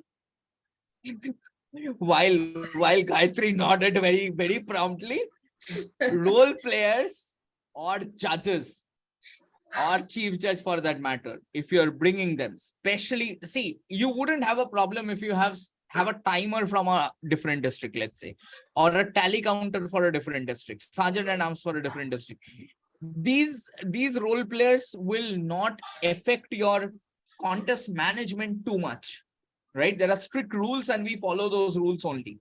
But when it comes to contest master, when it comes to contest chair, especially when it comes to chief judge and judges, my strong recommendation, do not get it from other districts. If you get it from other district, make sure they go through our addendum and tell them very clearly that it's not whatever you will choose how the contest will be run. This is how contests are run in our district. If needed, make them talk to me about the details. If in case I am not available at one point, make them talk to one of the trios so that they can clarify this very clearly. Many a times we get role players or chief judges or somebody who is a senior and a well-known person in a different district. They may not listen to you if you don't have that rapport. Make them talk to us. We'll clarify that this is what the contest process will be in our district. We want to make sure that it is, as I said, it's a fair thing and it's a uniform thing across the district, right? Because there are a lot of gray areas. And as Gayatri mentioned, there are a lot of districts who doesn't have this JTP and chief judge and all of these things. Every single chief judge in the district is running contests in their own way. Okay, no, so we don't want that. No, but I think that point is, at least for roles which are not very pivotal, we can still choose from other districts. Right? That's okay. CJ, but anyways, don't go for outside district. Anyways, make them go through the addendum and the rule book mandatorily. That's all. Absolutely. Thank you so much, Shubdeep. I'll add one more point to what Shubdeep said. What TI has given is a very open framework. So if you go through their guidelines for an online table topic contest, TI allows the contest master to ping the topic to the contestant. TI allows. But in our district, we don't do it because we find it very unfair. So especially in hybrid, somebody's listening skill is also going to matter when they contest for table topic. So if you have a CJ from other district, they may come and insist, no, I want to ping the topic. And we had faced such situations. That's why we insist that CJ, please do not have it from any other district. Even if you're getting judges, please ask them to go through the addendum, because we have very clear guidelines on what happens if a contestant drops off and what you Correct. should do. So you need the consensus of the judges when you have to take that call. So be very I careful. thought the before taking rule was we have to video. attend JTP to become a CJ. So they should also attend this JTP, right? No. So yeah, practically speaking, that's what we would love to. Bobby, next time, please do that, okay? If you are in that role. But to jokes apart, understand one thing. Lot of work has gone behind that addendum that we have put together to simplify it for our district, right? Because many a times, as Gayatri mentioned, there are some practical challenges even as a district we face, because we know our demographics better than other people, right? That's where we have made sure that we have clarified that with TI, that this is the problem we face. So can we follow this? Is that okay with TI? I hope that is not against the rule. So a lot of these things has gone back and forth, and we have made sure that it is in the best interest of the contestants and the contest management team. That is why those rules are there. That is why that addendum is there, basically. Okay. So please maintain that. Thomas, sir, you had a question. Yes, Shubdeep, I wanted to know, you have the chief judge, you have the contest master. Is there anybody else in this menu? Is there anybody else in this picture when they decide on things based within the rules? Sorry, I didn't get your question. I'm saying Thomas, you have the club, let's say club level. Club, you have the XCOM, you have president, whatever. You have the contest master nominated by the XCOM. And you have the chief judge, right? Is the XCOM in the deal when they work out things? No. So the role of the XCOM is to choose the contest chair. Ideally speaking, it is the role of the contest chair only to choose the chief judge, right? But again, given how we work, what we do is the contest chair can take the recommendation from the XCOM, or for that matter from area director, division director, and all of that to figure out who will be the best chief judge and all of that. That's it. Also the role of the contest chair. The contest chair should not get involved in choosing judges as well. Many a times this happens that contest chair says, no, I will give you judges. Don't worry, I will find judges for you. Yeah. Right? Don't. The finding of judges, for that matter, also tally counter ideally should be the role of the chief judge only. Nowhere should I hear, I know there were sometimes I have heard this, area directors or division directors or some senior members in the club. I'm not going to name any of them, but have sometimes come, and I'm not talking about this year. Even in past years, I have heard this several times where they interfere and say that I am going to tell you who the judges should be, right? No, as a chief judge, that is your responsibility. There is no rule for you to listen to anybody else. You choose who your judges are, as long as it is within the framework of TI rules and the addendum that we have set as a District 120. Okay. Then extending this to the district level, does it work that way? Which is yes. chief judge and the contest master. That's all. Chief judge and the contest chair. Contest chair, beg your pardon. The terminologies that we follow. Exactly. Yes. Sorry. The contest chair. Yes. So contest chair. Yeah. To add once again, sorry, I'll give to so the contest chair figures out the role players, the other role players, the contest master, timer, sergeant and arms, all of that. And the chief judge will find the judges, preferably the tally counters as well. But again, tally counters, chief judge might say, tell the contest chair that, can you help me find 2 tally counters? That is perfectly okay. There is no hard and fast rule on the tally counters part, but judges, definitely yes. Contest chair also should not be involved. Neither even at a district level, I'm saying the trio will not be involved in figuring out who the judges are, right? They should not know, in fact, who the judges are. That's a practical thing. Yeah. Equally practically, Subdeep, I think you would have a say when some law is violated in the, between the chief judge and the contest chair, right? So of which level? District level. So if I am the chief judge, definitely yes. So there's a role. So at the district level, there's a third person, but the XCOM has no role at the club level. Is that how we see it? Sir, even, okay, to add to you, I think I understood your question. Sure. In any level, club level, district level, whoever is coming into picture, for example, there is a problem in the district level contest, okay? contest falls under PQD portfolio. So I'll definitely be part of the discussion. But the decision-making capacity is only for the contest officials. On that day, I see something is wrong. I can put my voice out and say, hey, this is not right. But any decision will be on the day. On the day, it will be only by the CJ. But the CJ has to get the consensus from the judges. So in any level, club level or at the district level, everybody apart from the contest chair and the CJ are only in the recommending capacity. Decision-making capacity is with the contest chair and the CJ. Like we said, something goes wrong, call the district CJ. So Shubhadev will definitely be involved in the conversation. But ultimately, that CJ has to implement whatever he or she thinks is right. So this is how it is. Yeah. So let me explain this also from a situational perspective. Okay. Let's say, forget about district level for now, because when you say district CJ and all that, it becomes a little confusing. Let's bring it down, let's say to an area level. Okay. At an area level, you have a CJ, you have the contest chair. As Gayatri mentioned, the decision-making power lies ultimately with the CJ and the contest chair, with the chief judge and the contest chair of that area contest. Practically speaking, there, even I as a district CJ cannot come back and say that, no, whatever you are deciding is wrong. Whatever I say you have to follow. I have no jurisdiction in that. Okay, this is the first part about it. I do not have any jurisdiction. Even the area director does not have any jurisdiction, practically speaking. Okay, now what is recommended, and this is something that we mentioned during our physical, when we had the in-person JTP as well. If let's say you are an area director, right, and you see that something is going wrong, yes, where the CJ is not following the process for some reason or the other, right? What you can do is, what we would suggest you to do is, as a TI rule, once result announcement is done, nothing can be changed. Okay.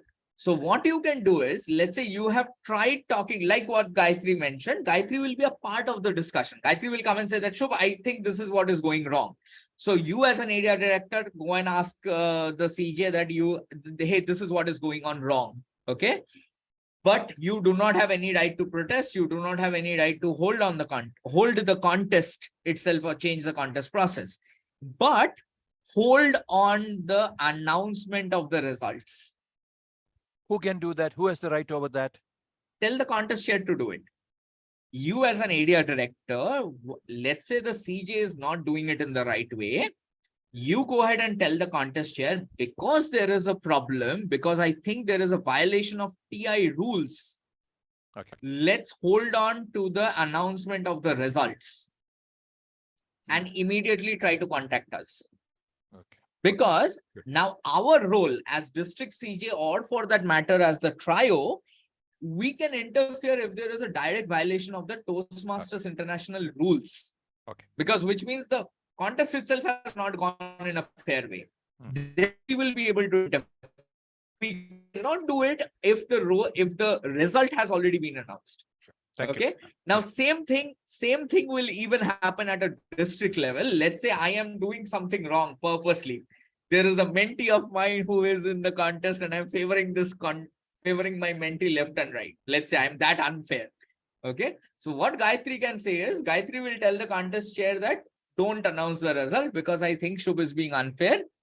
We will quickly get on a call with TI. We will clarify and make sure that what I am thinking is right and what Shubh is doing is wrong. And then we will take a call. Thank you. I'm clear. Okay. So this is the process. If you see some unfairness going on, please do not come back after result is announced and say that day result was announced wrong. Now we have to read on the contest. Doesn't happen. TI is very clear. Once result is announced, nothing can be changed. Okay. So hold on to the result and call us. Yep. Thanks. Make sense? Just to add on, whenever sorry, you are in Bobby. doubt, One person, yes. No, Bobby, just a minute. If you cannot hold the result for 1 week, it must happen immediately. It has to be announced that time. Yeah. Yeah, you cannot say we'll announce next Sunday. No. It's just a matter of time because there is matter of maybe one maximum half an hour, I would say. Yeah. Yes, Bobby, you wanted Yeah, to add Bobby. something. I was just going to say that when you're in doubt and you're trying to reach Shubhadeep and he has not picked the call, which has happened in my case, you immediately call somebody in the trio and ask them. If they also don't pick up the phone, then you at least call a senior Toastmaster. Okay, JTP is over. We can go. One of the rarest occasions Shubdeep missed to pick the call. Yeah, I know. Yeah. No, so I would. I'm just. Yeah, I know. Kidding. No, very true, Bobby. Thank you for bringing that up. See, I'll tell you very practically. Yes, it might happen. In fact, I remember Bobby was trying to reach out to me, and I was in the middle of the session, and in the middle of, and the back of my mind is like, I know some contest is going on wrong. Otherwise, nobody will reach out to me. If that happens, try to text also, please, on the WhatsApp, because again, all of us are at work. We might be in some kind of other work where we cannot answer. And that would have been, I think, one of the rarest thing where all of us were busy at the same time, something that might have happened. Please refer. That's why I was saying your first point of reference is your rule book and your addendum. If you see it's a direct violation of that, go ahead and stop it. Say that we will hold on the result until and unless we are able to connect the chief judge or connect with the chief judge or any one of the trios. Nothing wrong in that. Hold on to that announcement of result. Okay. And then go ahead. Right. But again, I would say immediately drop a text as well if you need to. One of us will try to quickly respond as soon as possible. If worst case, one of those happens. Okay. Any other question? Yes. So one point to add to this. See, for example, as Bobby said, we are not able to reach CJ or even trio. And in the contest scenario or the contest venue, I have a senior Toastmaster. Can I take his advice and the contest chair can decide, referring to the contest rule book, based on the information or the guidance that he or she got from the senior Toastmaster, and say, I am deciding this because I could not, because, for example, I'm not getting a response from any of these people for half an hour or more than half an hour. Scenario may not happen, but I'm saying the worst case. What happens? I'll tell you. No, my point is to see what you're saying. I agree. What you have said, I understand, Vikram. Think it in this way. Let's say you are the contest chair. I am the CJ, right? You think I am doing something wrong. I am doing it because I think I'm doing it right only. Now, no matter how much you will try to convince me, I will keep on arguing with you. No, this is what is right. And practically speaking, a decision cannot be made if both CJ and contest chair does not agree to it. A contest chair cannot say that I am overruling the CJ and taking this decision. Similarly, a CJ cannot say that I am overruling the contest chair and I'm taking this decision. If such a decision arrives, it has to be in consensus. For example, I'll give you a different situation. Even the disqualification of a contestant based on originality, right? So what happens, because we are talking about this, I think it's better to have these conversations in a conversational way. So for example, let's say there is a protest by a contestant or a judge about the originality of a contestant. One, they have to give a proof. So I, as a chief judge, they raise a protest to me.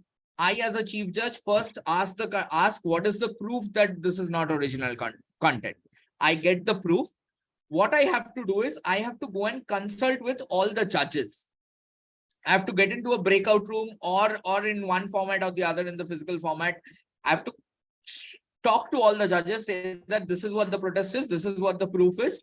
How many of you agree that yes, this is a protest? So let's say there are 7 judges, there will be a vote. If majority of them say that yes, this protest is valid, then the contestant is disqualified. If majority of the judges say that yes, it is a valid protest, right? Now, even in this situation, before announcing that one of the contestant is disqualified on the basis of eligibility, as a chief judge, I am supposed to inform the contest chair that there was a protest. This is what the proof was. I have consulted with my judges and majority of my judges agree that this is a valid protest. Hence, this contestant is disqualified. as a contest chair, you have the right to ask me, have you actually contested with the judges or not? Or is it that you are just taking the decision? So this works in consensus between the chief judge and the contest chair. So practically, if that is a challenge where one of them is not following the rules, you will not be able to, most likely you will not be able to resolve it just by the word of a so-called senior member, no matter how senior they are, until and unless they intervene from an official level, from a position level. I know it sounds bad, but that is what it is. That's as human being who we are, and unfortunately we can't change that yet. So the declaration of the contest, we will adjourn the contest, will get delayed. Not adjourn the contest. Please don't use wrong terms. Pause the contest. If you adjourn the contest is over. No, that's what I'm saying. Adjourning of the contest will be delayed unless Correct. we have this resolved. Correct. So hold on to the results until this is resolved and then go ahead. Then figure it out. Okay. So while you were talking, I just had a question. So you were talking about the CJ going and talking to the judges, the CJ talking to the contest chair, but you never mentioned, excuse me, the CJ talking to the contestant themselves. Contestant as well. Yes. Sorry for my miss. Thank you, Bobby, for clarifying, for bringing that up.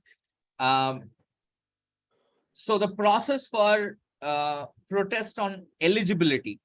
Let's say Gayatri is the contestant against whom there is a protest.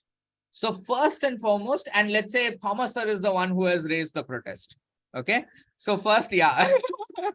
So first and foremost, I will come and ask Thomas sir as a contestant. Maybe Thomas sir is a contestant or a judge. I will ask Thomas sir first, do you have any proof that this is a copy of originality? This is a violation of originality.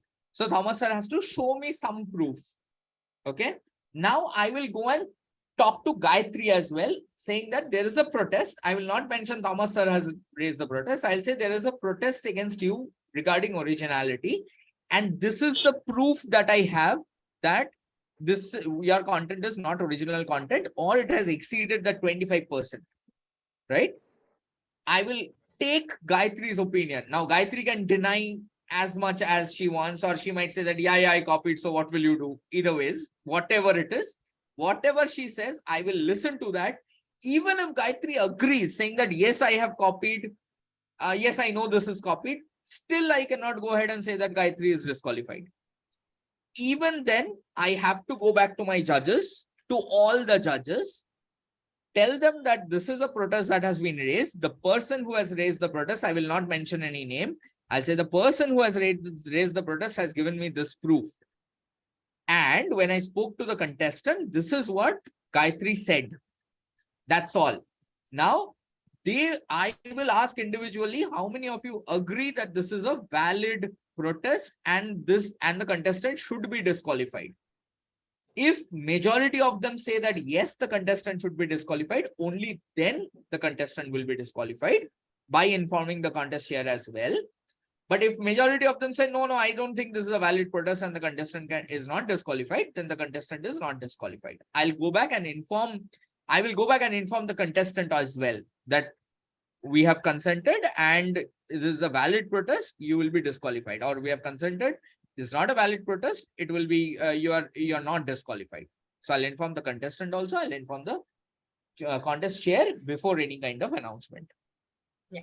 Shubhadeep, I think we should call for a break. Yes. So I just want to mention one thing before going to the break, because after that we will get into the contest process. I know this discussion is going for a long time. Maybe I'll just take Vivekanandan's question, and I want to quickly show one thing because most of the things are already discussed. Please go ahead. Should be last contest chair's script had some confusion regarding adjourning the contest. So I think it needs to be addressed because before adjournment, the protest has to be lodged. So I think we need to put some efforts into that contest chair. What about adjourning the contest? See, before actually what happened in last contest, when the evaluation contest was over, the script did not contain the adjournment. And suddenly the contest ended and they started the next HSC. So in between, the script must be changed correctly for TT this time, that the TT contest is adjourned, and later we will follow up with the ISC, and finally the results will be announced. Sir, if there is a specific challenge with the script, you can write one-on-one to Shubhadeep and the trio. See, because we are putting our best efforts to create these, but there is definitely a possibility of some error or miss. So you can write to us and we'll get it corrected. So let me just clarify one small thing regarding this, and then we'll take the break. Contest is adjourned means the entire contest is over, including announcement of results. That's what the definition of TI is, right? Now, which means if I say after, let's say for TT happens first, and if I say a contest is adjourned, which is told by the contest master, there is no scope of any kind of change, or if all this that we were talking, that let's say something has gone wrong and all of these things, none of that can be rectified after the contest master has immediately said contest is adjourned. Okay. So that is why contest is adjourned after result announcement. In our format, that is something that is mentioned by TI, because according to TI format, in one day, only ISC happens. TT contest will be on a separate date. Like that is what TT international format is. That's why I'm saying we have clarified these things and put it as addendum and some of these follow-ups in our rule book, not according to what international people does, but what is doable at our district, right? Okay. If we say adjourned, all of these thing is over immediately as the contest master says it's adjourned, and you cannot do anything at all after that. To give that room of people to rectify if something is going wrong, contest is adjourned only after result announcement, after both our contests are done. Because in our district, we always follow in this format. Okay. Okay. So I think with this, let's take a quick break. I know most of the things that we wanted to discuss as a part of the judging rules and criteria and all of these things has been discussed. We'll take a quick break. I'll maybe hand it over back to our host to announce the break. And once we come back, we are going to look at the criteria for judging.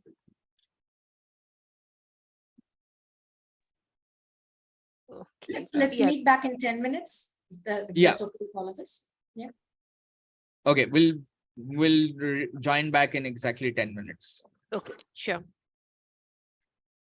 So request everyone to take a break for 10 minutes and be back after 10 minutes by 12:05.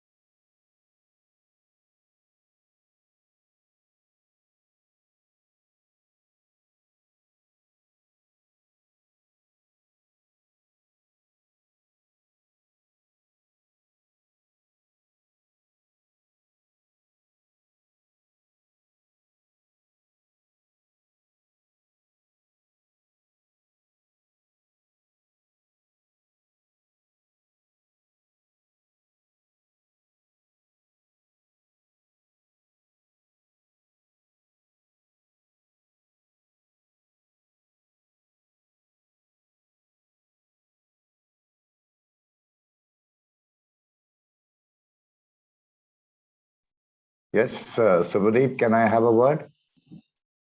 Yes, yes, sir. Please go ahead. Yeah, I am Stephen from Puducherry Toastmasters, and thank you very much. This is the first time I'm attending things, so I'm not asking any questions. I'm just trying to familiarize myself with what kind of discussions are going on. Sure, sir. So it's, of course, you are making it very crystal clear. I sincerely appreciate. I attended your education session last time, and this is the second time I'm attending. I remember, So, sir. We had interacted. Yeah. yeah, thank you very much for. I think you must have put in a lot of hard work in preparing because too many questions are coming. I think it's even much more worse than any one attending an interview panel of 10 or people. So you are gracing it Here I have 70 interviewers. So yeah, 70 interviews. So it's not a joke to go to. So that's why I am trying to be, what do you call it, empathetical about your situation and just listening and noting down whatever I can. I was thinking of doing a screen recording, but 2 hours of screen recording, listening to it, so I'm noting. No, I think there is a recording that is done by the district team. Okay. So I think there will be some way where this will be made available to all the team, all the members of our district. So you don't need to worry about that at all. And I'm sure if there is any question, I know we are also in a limited time. Not everybody's every kind of doubt may be answered, but if there is a doubt, definitely feel free to reach out to me, and I'll be happy to answer that. Yeah, sure. But I think the recording will anyways be made available to all the members. I'm not sure yet how and when, but it will definitely be. Okay, thank you. Yeah, sure. Thank you, sir. I know we still have a minute for others to join back.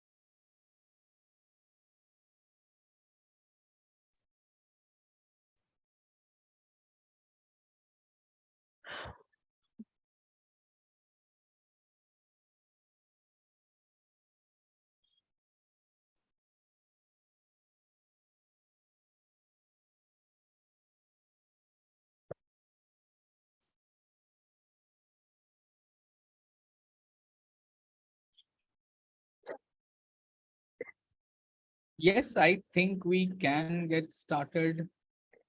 I see all of us are joining back.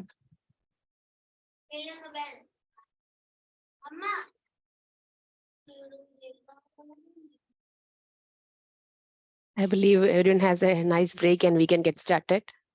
Over to you, Sudeep. Thank you, Anjusha. I hope everyone is back.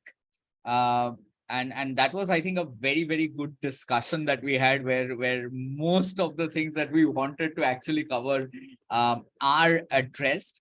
But what we are going to do is there are a few pointers, because I know many of us having the experience of doing these things in the past might be coming up with more advanced questions, more complicated and practical questions, which we know we might be facing on a day-to-day basis when we are actually handling a contest, when we are actually running through the contest.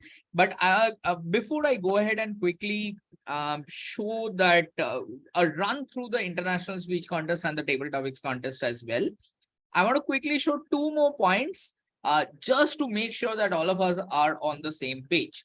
Okay, Rohini, just hold on for a second. I'll come to your question in a minute. So this is something which I want to just quickly display so that all of us have it on the top of our mind.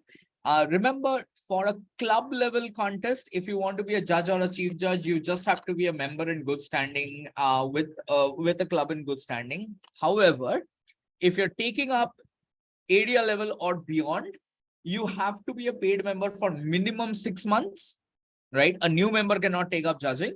You have to have completed either CC6 or the level 2, again, that earned certificate of level 1 and level 2. Okay, at area level and beyond. Also, the same rule that was applicable for the contesting is applicable at judging as well, but here is a little different one. And this is again a very important modification in the rule that TI has mentioned, which is district director, program quality director, club growth director, or division directors are not eligible to take any kind of judging role, or for that matter, any role in any contest at all. Elected officers, anyone who is an elected officer in the district, are not allowed to take up any kind of roles. Okay, and this is applicable only for the trio and the division directors. Area directors can take up. Similarly, even if you look at our admin officer, the other officers in the top 7, including the district chief judge, they can take up because they are selected roles or nominated roles, not elected leaders. So only these people, the trio and the division director, they cannot take up any kind of judging or chief judging, including any kind of roles.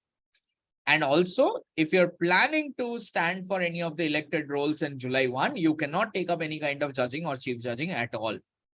So just like as a contestant, please do not contest. Similarly, do not take up judging as well if you're planning to stand for elections. Okay. Rohini, you had a question. I saw your hand was raised.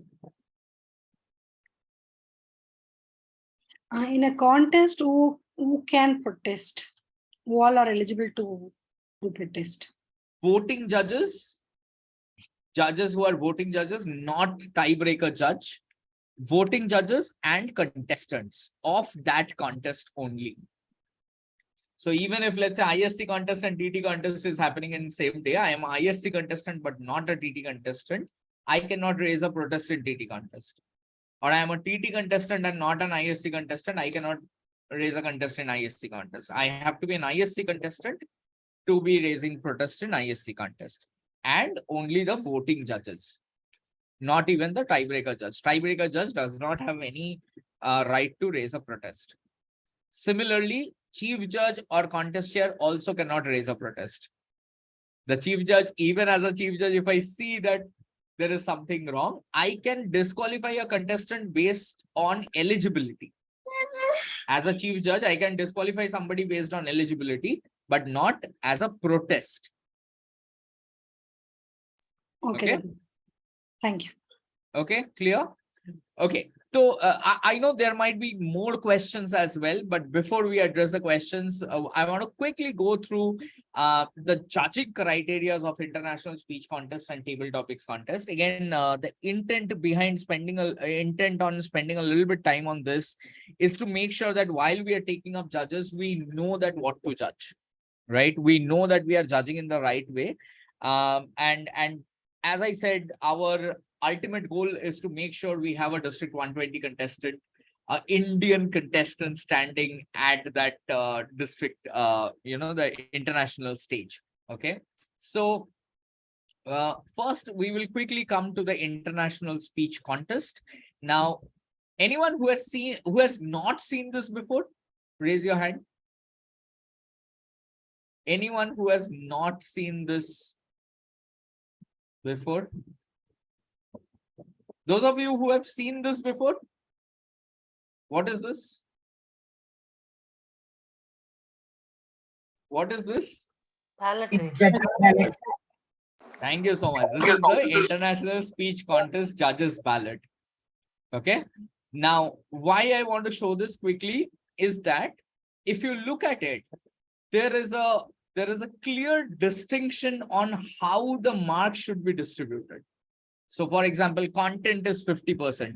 In that content, it talks about how 20 marks is on speech development, means the structure. 15 marks is on effectiveness, which is how the achievement of purpose is done, how audience receives it. 15 marks is on the speech value, means how much, what a great idea it might have been, or if it is an original thought and all of that. Then 30 marks is on delivery, which means 10 is on physical, 10 is on voice, 10 is on mannerism, and finally 20 marks on the language, which means appropriateness and correctness, right? Why I'm talking about these criteria in details is because when we are judging, right, please be mindful to mark people on these criteria. It should not be that, let's say I'm hearing an international speech contest, just for example, I'm saying, oh, this person has great language, this person has, oh, you know what beautiful words they were using and all of these things, I give 100 on 100. Cannot be. Because of great language, because of great words they use, I can give maximum 20 marks out of that 100, not more than that. Right? Rest 30 marks is on the body language, the delivery. So how that person was utilizing the area, how that person was utilizing their voice, was there a voice variation, were they direct, were they enthusiastic, was it showing in their speech? That is 30 marks. The content, even it might be sometimes that maybe what the speaker is speaking is very, very close to me as well, right? I connect with that speaker very well because it might be a similar story of what I have gone through as well. So I feel it is a great content. I was connected to it very well. I feel, oh, it was connecting and I received it in a great way. I still cannot go ahead and give them more than 15 marks for effectiveness. Right? Overall content, I can give only 50 marks. I cannot say, oh, I connected very well, so 100 on 100 again. Why I'm stressing on this is, remember, the higher it goes, you might be saying that, yes, I think this person is a great speaker because I connected well. But at a later stage, people will look into these criteria. When, let's say, we select a district champion and they go and represent district 120, and they will be measured on that criteria. So if you're not doing a justice at the initial levels itself, it's worthless, right? So because this is the recommended format of Toastmasters International, we have to follow that when we are going through the speech. Okay. I'll show a quick video of an international speech contest, and we'll quickly see that whether we can go through that speech and whether we are able to mark according to those criteria as well. Before that, I'll quickly take the questions. I see some raised hand. Stephen, sir, you wanted to ask a question? Sorry, I was acknowledging to your question whether anybody has seen this. So I'm clear about it. Sure. Thank you so much. Priya, was there a question? No. Okay. No, Srinath? Srinath, you're not audible. I can see you are not on mute, but still we are not able to hear you. Yes. No. Meantime, in the interest of time, Srinath, while you fix it, I'll just go ahead with Arul's question so that you can fix it and come back. Arul, please go ahead. Yeah, when you look at the contents which has 50 marks and delivery, it has 30 marks.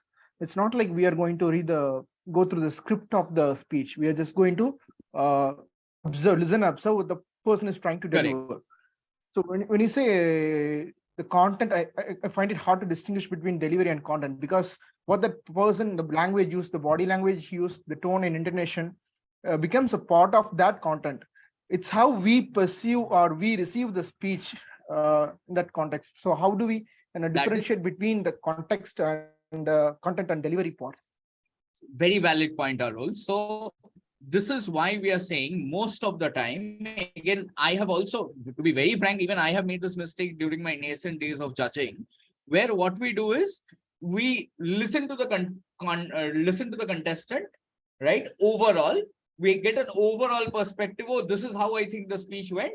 So I think, oh, on 100, I can give 70. That's not how it works, right? So this is why I'm saying, now, was that, think about this, even when you evaluate a contestant in your club, you look at whether it has a proper structure, whether the flows, whether the transitions were good or not, right? Whether it was properly organized or whether it was going back and forth, and it was confusing. So what is the content of that speech? That is the content. What is the material that they are speaking about? That is the content. Is it connecting with the audience? That is the content. Is it logically make sense? That is the content. Whether that person has logic behind what they are saying, that is the content, right? Are they saying something from their whims and fancies? These are the content. Original thought. I may also have this thought that this is being said by somebody else also, and he or she is repeating the same thing. So it's not an original thought. That is the content. Body languages, like what you said. Now, even if I'm speaking about all of these things, I'm using hand gestures, I'm using facial expressions. Am I doing it? Or am I simply saying that is what the content is? And we should talk about the content very importantly. Content is very important. It should have an opening, body, and conclusion. My speech still has content, but it does not have any body language. It does not have any delivery, right? And in that, what kind of language am I using? Is that language? In fact, sometimes I have seen people talk about this, that in a contest, they might be using some local language, which is not relatable to everybody in the audience. Depending on my perception, I may add or cut marks on that.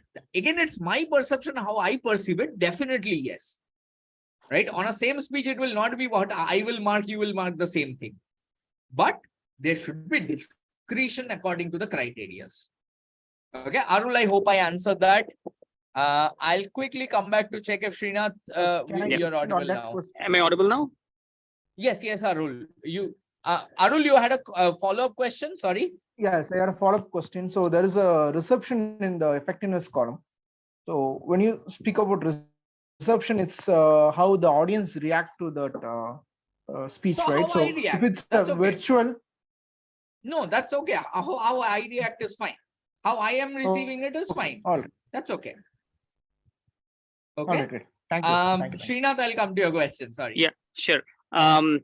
See, the eligibility for a voting judge or a chief judge included a minimum of 6 speeches from the legacy communication track, but that's not applicable for the contestants, right? But Correct. Why is this disparity? TI I will has not write. updated Srinath. TI has, exactly. TI has unfortunately not given us that explanation. And amid so many questions that we had asked, we have also not asked this question. But when we get some time, we will ask and get that clarification from TI. Sure. Yeah. Thank you. Okay, Shrikant, you had a question? Yeah, I think it is something very related. The question was, why is content has a higher weightage versus delivery? Is it not delivery needs to have higher weightage? I think at the end of the day, the content is also important, right? Right, but the point is, it's about communication, about how you convey things, right? While True. the content is a part of it. Maybe what we'll do is, maybe I'll take this. I have a logic behind it, but maybe I'll take this discussion offline, because at the end of the day, this is the set criteria by TI, and we have to follow it. Yeah, right? no, I understand. So I'm as not of saying, now, I'm not questioning. yeah, Just trying to understand the register.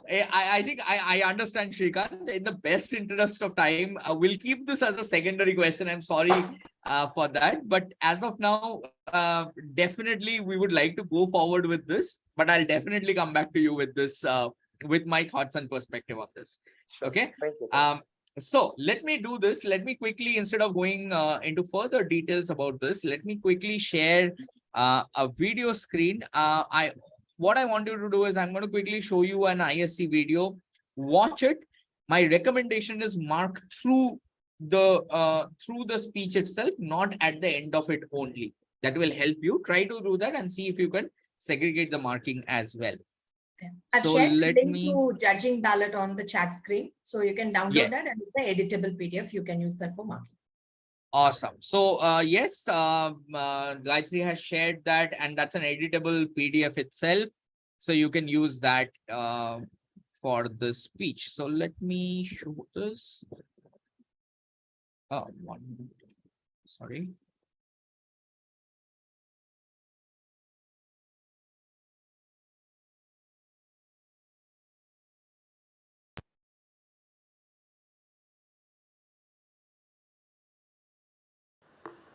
Dhananjaya Hedi.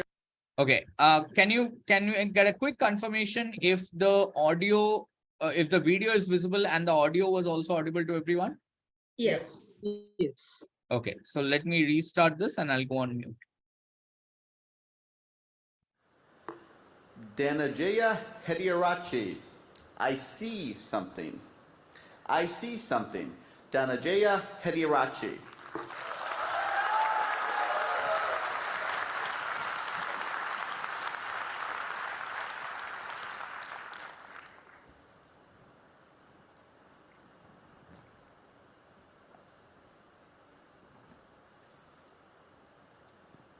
You and I are not very different from this flower. Just like this flower is unique, you are unique. All of us has something special that makes us as beautiful.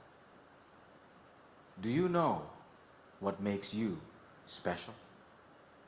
Now the answer to that can be a little difficult to find, because sometimes life has a cruel way of picking out your petals, breaking you in two, and throwing you into the trash. And when you're broken, it's very difficult to feel special. Mr. Contest Chair, my fellow flowers, I can remember the first time I broke. I was 17 years old. I had already flunked high school and managed to get myself arrested. Now, I wasn't afraid of the cops, but there was one person I was very afraid of, and that was my mama. Raise your hand if you have an emotional mother. Let me see. Put them all together, you get mama. I can hear her scream outside the police station. Even the cops were afraid. She came up to me, held the iron bars, looked into my eyes, and I saw a tear coming down her face. Now, I've seen my mama cry before, but mothers cry 3 types of tears. Tears of joy, tears of sorrow, and tears of shame. And when a son sees a mother cry tears of shame, that's a life-changing moment. She looked at me and said, "Son, I want you to be a better man." That night, when I drove home, my dad was waiting for me at home. Now, my dad is a cool dad. Raise your hand if you have a cool dad. Put them all together, you get my dad. My dad came up to me and said, "Son, it's okay. You flunked your exams. You already got arrested. That's fine. You get that from your mother's side. I want you to start working immediately." And I said, "Okay." So my dad took me to meet one of his friends called Sam. Now, Sam was an accountant who had an accounting firm and had generously decided to make me his personal assistant. And there he was. He looked like a teddy bear. But this man was special. I looked at him and he looked at me. And then he said the most amazing thing. He said, "Son, I see something in you, but I don't know what it is. If you decide to work with me, I can help you find that something." And I was like, "Whoa, that's the first time in my whole life somebody has ever told they see something in me." And I started working for Sam. And every day after work, he used to tell me stories about the world, about history, about culture, about philosophy. And it was much more interesting than what I learned in school. And I discovered I can dream. And I started dreaming, ladies and gentlemen. After 1 year, I went back into high school, completed my exams, and went into college. After successfully completing college, I found a great girl, but not a job. I didn't know what I wanted to do with my life. Have you ever had that problem? And when you're lost, it's difficult to feel special. So I went back to my cool dad. And I said, Dad, I feel lost. He said, you are like your mother. So my dad introduced me to this strange club that had a strange name, with strange people talking. On the first meeting, they told me to do something called a table topic. I aced it. While I was speaking, I see a strange man seated in the back row, humble, simple, the unfailing quality of kindness in his eyes. As soon as I finished, he walked up to me, looked me dead straight in the eye, and said, son, I see something in you, but I don't know what it is. If you come here twice a month, maybe we can find that something. And ladies and gentlemen, I discovered I could speak, and I love speaking. And that led me to become a teacher. I know what it's like to not have enough money in your bank account. I know what it's like to worry when the bills start coming in. And sometimes, in the middle of the night, I wake up my beautiful wife and I ask her, honey, why did you marry me? She says, I saw something in you. But I still don't know what it is.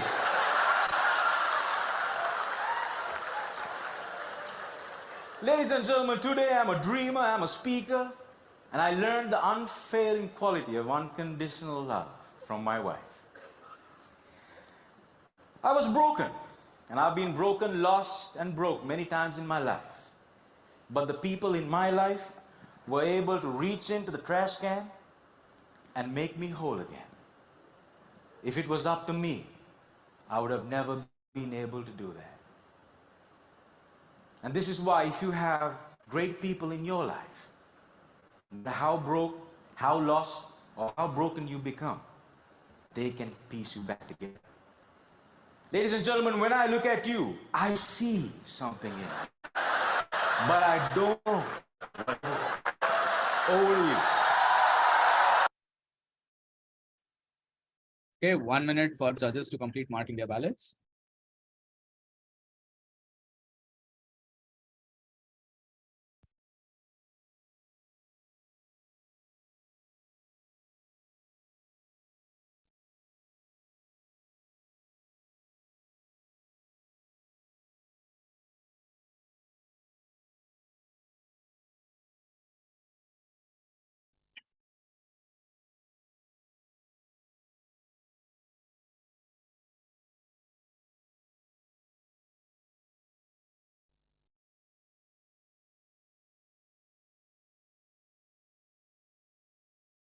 And give me a thumbs up when you're done. You can show it on the video itself. Done. Okay. I see some of us done.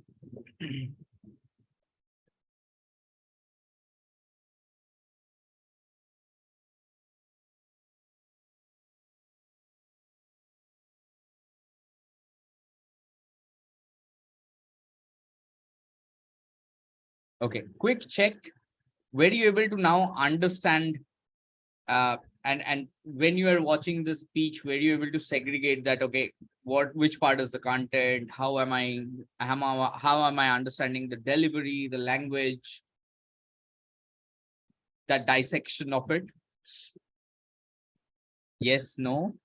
Okay, I see a few hands up. I'll first go with Rangaranjan sir. You're not on mute. You're still on. So I was able to see the transition in his speech. And at each major point, he said, I don't know what it is. You know, that was the transition point, and I felt that was done very well. And regarding his mannerisms, the way he spoke about his mother and then his father and the accountant, all of them were quite distinct. He was able to bring that out very effectively. And there was a lot of humor interspersed with a lot of humor. His voice carried it. It carried all the way. There was intonations. There were some fluctuations, but he did it very well. True. So these are some of my observations. So true. So one thing, thank you, Rangarajan sir, for sharing that. Now, understand this. Now, just before I go to if Rene and Uma Maheshwari also have a question, I'll come to that. But before that, I want to quickly mention this. See, we are not saying that this is what a perfect transaction is, or this is what a perfect content is, or anything like that, right? It's about your reception at the end of the day. The only thing is that are we able to distinguish it and mark accordingly, according to what we perceive, right? So I might still say, just for example, I'm saying that for my observation, I might say he was doing like this with the quote every time, which is a bad delivery for me, and I might cut marks in physical. That's my choice, right? And that's why we have so many judges and all of these things doing it. It's your choice, it's your perception. But is it segregated according to the criteria, which is perfect? Thank you. Rene, you had a question? Yeah, I had a suggestion more of it because my question for all of you here is how many of you have ever seen this video already? Hundreds of times. Yeah, Yeah. most of us. Right. So I think Subdeep, it's the right time that you need to touch upon the halo effect because if this person comes to any of our contests, we'll mark him 100 marks just because we have seen the delivery, we have seen the content, and we know True. for sure he will do the best. So that is what I wanted to highlight. Yeah. Very true. Thank you for bringing that up as well. In fact, many a times it might happen. Forget about famous people like this, right? In fact, even this might happen that maybe you are called for a club contest and you are called for the division contest also.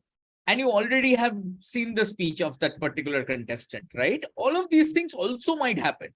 And definitely there is the problem of halo effect. You know somebody, maybe someone who is very famous within our district itself, right? Maybe someone whom you idolize as a Toastmaster, as a leader or something like that. Please try to, I know it's very hard as human beings not to do that, but that is why you need to be objective in those criterias, right? It's not about, I think this is a great speech. Like every time, like I said, every time I now go through that speech, I try to actually figure out that what might be the flaws of it if I see this as a club contest, right? So think at it objectively, not because of the perspective of what has the effect on me. And that is why what it has the effect on me has only 15 marks, most probably. The rest, you have to look at it objectively. But thank you, Rene, for bringing that up. Definitely, we have to overcome that halo effect, right? Okay. Uma Maheshwari, ma'am, you had a question. Yes, I have two questions actually. First one is with respect to the content on the effectiveness part. I always have this doubt, like the achievement of purpose. Should I judge as a voting judge, or should I mark with respect to me or with respect to the overall audience? So the idea for any of the criteria, for that matter, is very simple. If you look at achievement of purpose, means what am I trying to project through my speech? Okay. So in fact, you will see that the same thing is there in table topics also. In table topics also, there is a criteria which is achievement of purpose, which basically means that if I have been given a topic, let's say my topic is life is beautiful, right? And I am speaking on no, life is not beautiful. So what is my purpose of the speech? My purpose of the speech is to prove that life is not beautiful, right? Have I, in your thought, have I achieved that? Was I able to logically make sense through my speech? Was I able to establish that? That's it. Did you think or not? Forget about what others think. Right now, for example, one more thing. Yes, ma'am, you had a follow-up question. Sorry. No, no. You please continue. I'll ask after this. Okay. So one more thing I want to mention while I'm talking about this. Many a times what happens is, for example, Rangarajan sir was saying there was a lot of humor, right? We have this perception in our mind, there should be humor. No, there is no criteria called humor in the judge's ballot. If it is humor, is it contributing to the speech? Then it is something good. If I think that humor was unnecessary over there and it did not contribute to the speech, I may cut marks. That is my perception again. But there is nothing that there should be humor or there should not be humor. Nothing like that. Is it appropriate to the content of the speech? That's simple. Okay. Yes. Okay, yeah. And the second question is with respect to the delivery on the physical voice and manner aspect. Sometimes people might overdo. How can I mark them in that case? So I give this example. Some people will do this. When I was in school, they stand here and do that. And then like, when I went to college, this walk the entire length of the stage. And then when I was in college, that's unnecessary, right? So I think that is unnecessary. I might cut marks. Okay, but if I feel that they did that in a very good way, I might add marks. So again, we are not here to tell you that this is the right or this is the wrong format of doing it. All I am saying is it's your call at the end of the day. If you think it is appropriate, add marks. If you think it is inappropriate, deduct marks. But don't go by an overall effect. Look at content-wise, was it appropriate or not by those three criteria. Delivery-wise, look at the physical, the voice, the mannerisms, all of that. Like, so segregate that and look at each individual aspect of appropriateness or inappropriateness. Right. One more thing, since you brought about the delivery, I want to quickly mention over here, and this I know many of you might be thinking, what if it's a hybrid contest? Right? Let's say there is a contestant who is present in a stage, right? So the delivery for that person, the definition of delivery and physical of that person is different, right? Compared to a person who is doing online. Now, that is where if you're a judge in a hybrid contest, you have to be a little bit more mindful. When I see there is a contestant on the stage, in my mind also, the definition of delivery should be this person has the stage. Are they utilizing it in the right way? Doesn't mean they have to cover the entire stage. Are they utilizing it in the right way? Similarly, when there is an online contestant, whatever is visible in their camera, are they utilizing it in the right way? Today, if in the camera I sit like this and deliver a speech, this is also not right. Okay. But at the same time, if I go so far away and I'm delivering, this also might not be right because you're not able to see my facial expressions. So that is why there is no right or wrong. You figure out criteria wise what is appropriate, what is not appropriate. Make sense? Okay. Okay. Best interest of time, we'll quickly look at the table topics also, and then we will discuss a few further points, and maybe if we are willing to stay here for a few more questions, we'll take that. Senthil, is it okay if we go through the table topic and then come to your question? Is that fine? Yeah, that's okay. Yeah. Okay. Sorry, I know because we have scheduled it till 1 o'clock. There might be people who have other commitments. That's why we are trying to do that before 1.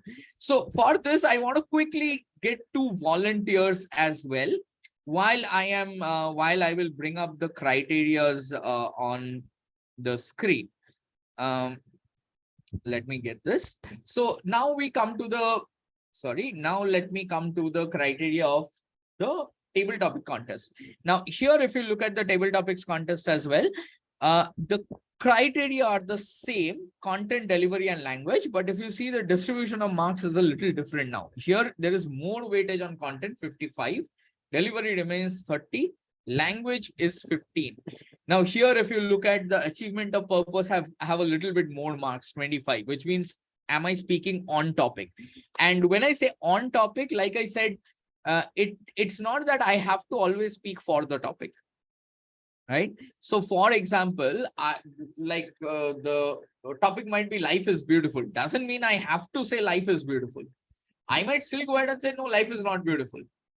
Right. But am I achieving that? Am I able to bring that purpose, bring that message out in the speech that I'm giving? It's that kind of a thing.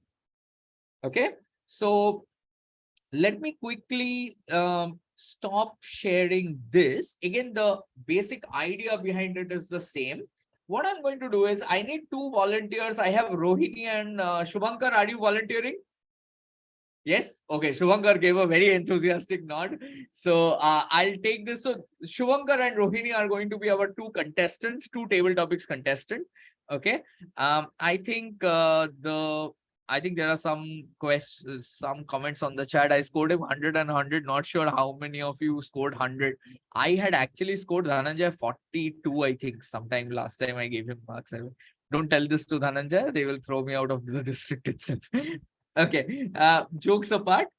So we will have Shubhankar and Rohini as the 2 contestants. Can I meantime, Gayatri, would you please help with the ballot? Breakout room is open. Yeah, I'll share the ballot. Breakout room do you is want also... as the first contestant? So we will have, because Shubhankar was very enthusiastic, we'll give Shubhankar as the first contestant. Rohini will be the second contestant. So may I request the Sergeant at Arms, in this case Gayatri, to please move Rohini to the breakout room. Yeah, I'll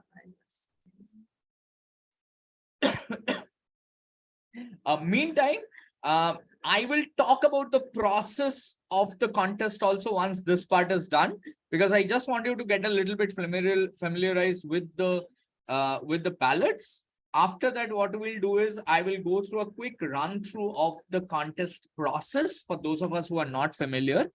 And then we will go ahead with the further questions and other discussions that we want to. The ballot is on the chat. Yes, ballot is also on the chat. Thank you so much.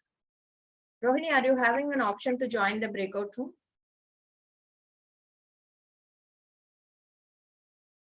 Yeah. Okay, I think Rohini is moved to the breakout room.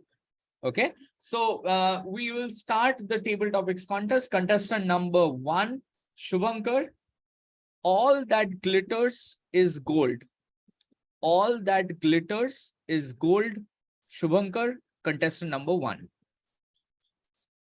Thank you, Contest Master, for that awesome topic.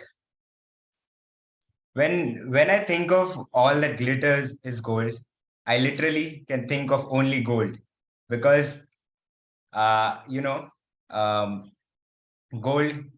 if you think of it, is the brightest material.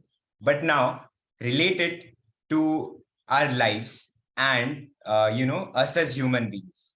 What we can see is that the people who are more enthusiastic, more participative, who want to contribute and who want to add value, they are the people who glitter too. So that is, they turn out to be that form of gold in our human lives. And that is the little gold that we can find in our life. And what I would like to suggest you guys is that to find people in your life who will add value and who will contribute something, who will actually make an positive impact and encourage you. They will be the gold in your life who will glitter for you, and they'll help you in your journey towards becoming a better person. Thank you, and back to you, Contest Master. We'll maintain 1 minute silence for the judges to mark their ballots. Meantime, can we have contestant number 2 move to the main room?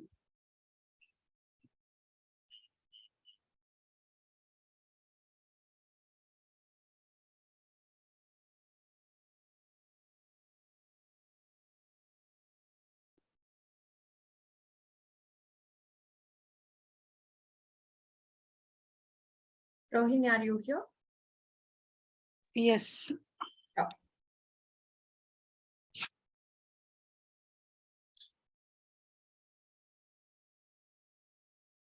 Okay, contestant number 2, Rohini. All that glitters is gold. All that glitters is gold. Rohini, contestant number 2. All that glitters is gold. Absolutely. Whatever glitters, it has some value. Otherwise, it will not glitter, right? Here I see the gold is not exactly the gold, but it's a value. Whatever we say, it's a value. So whenever we are shining somewhere, so people used to say like whoever gets marks, they don't have a real brain. They just mug up something and get marks. Don't value people who are getting marks. People who don't have marks, but still they have brain. Kind of things I used to say. I mean, I used to hear, but I don't agree with that. Without having some intelligence, they could have not get that marks. For 100, they might have got 90. We cannot go and say, okay, he has just mugged up and vomited, so he might not have brain. No, he has certain skills to memorize that and understand that. In that area, definitely the person who has gained marks has a skill. Maybe we are more equipped with other skills. That doesn't mean whoever gets 98%, 90%, all those high scorers doesn't have brain. People sometimes they used to say, no, whoever doesn't study, they have become an entrepreneur, they have earned so much money in this world. And they always quote like whoever doesn't study well, they have become a big person than who scored well. No. To them, all are who are working down, they are only lifting up. Okay, just because we have a stick down which is pushing up doesn't have value. We cannot say like that. They are the people who have understood how the stuffs are working. They are the people who are putting things up. So I always say all glitters are really gold. In different case, different things will be there. Who are doing entrepreneurship and they have business, they have done very well, they are glittering. Yes, they have their own skills, and who are studied well, they are having their own skills. All that glitters is always good. Over to you. Thank you. We'll give 2 minutes for the judges to finalize their ballots.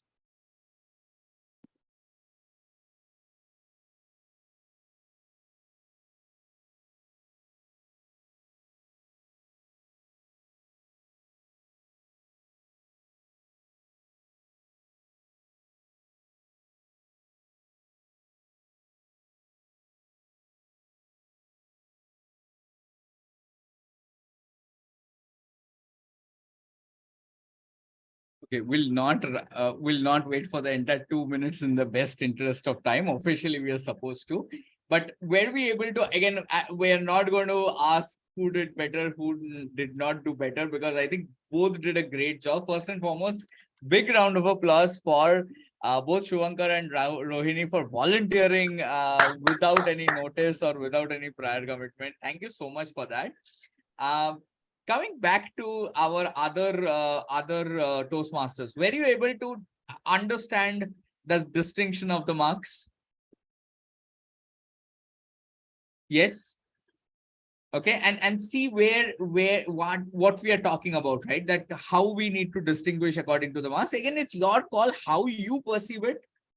Whom you think made a better connect, whom you think whose content was better, who was better in using physical the delivery and all that. It's your call. We are not going to say this is what is right, that is not what is right, but do it with the discretions. Okay, now before I go ahead into any question, I want to quickly Gayatri, you're trying to say something? No, there are 2 questions on the chat window. You can take them. Acha, okay. So, okay, I see Manoj has said, is the contestant allowed to take 10-15 seconds to recollect before the start? I will answer that while I'm going through the process of the contest itself, Manoj, so hold on to that. Don't you feel the ballots have, there is one more comment for me. I'll also private message for me. I'll also address that during the process.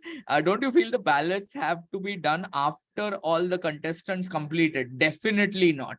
Definitely not, because it is relative valuation. No, it is not a relative valuation.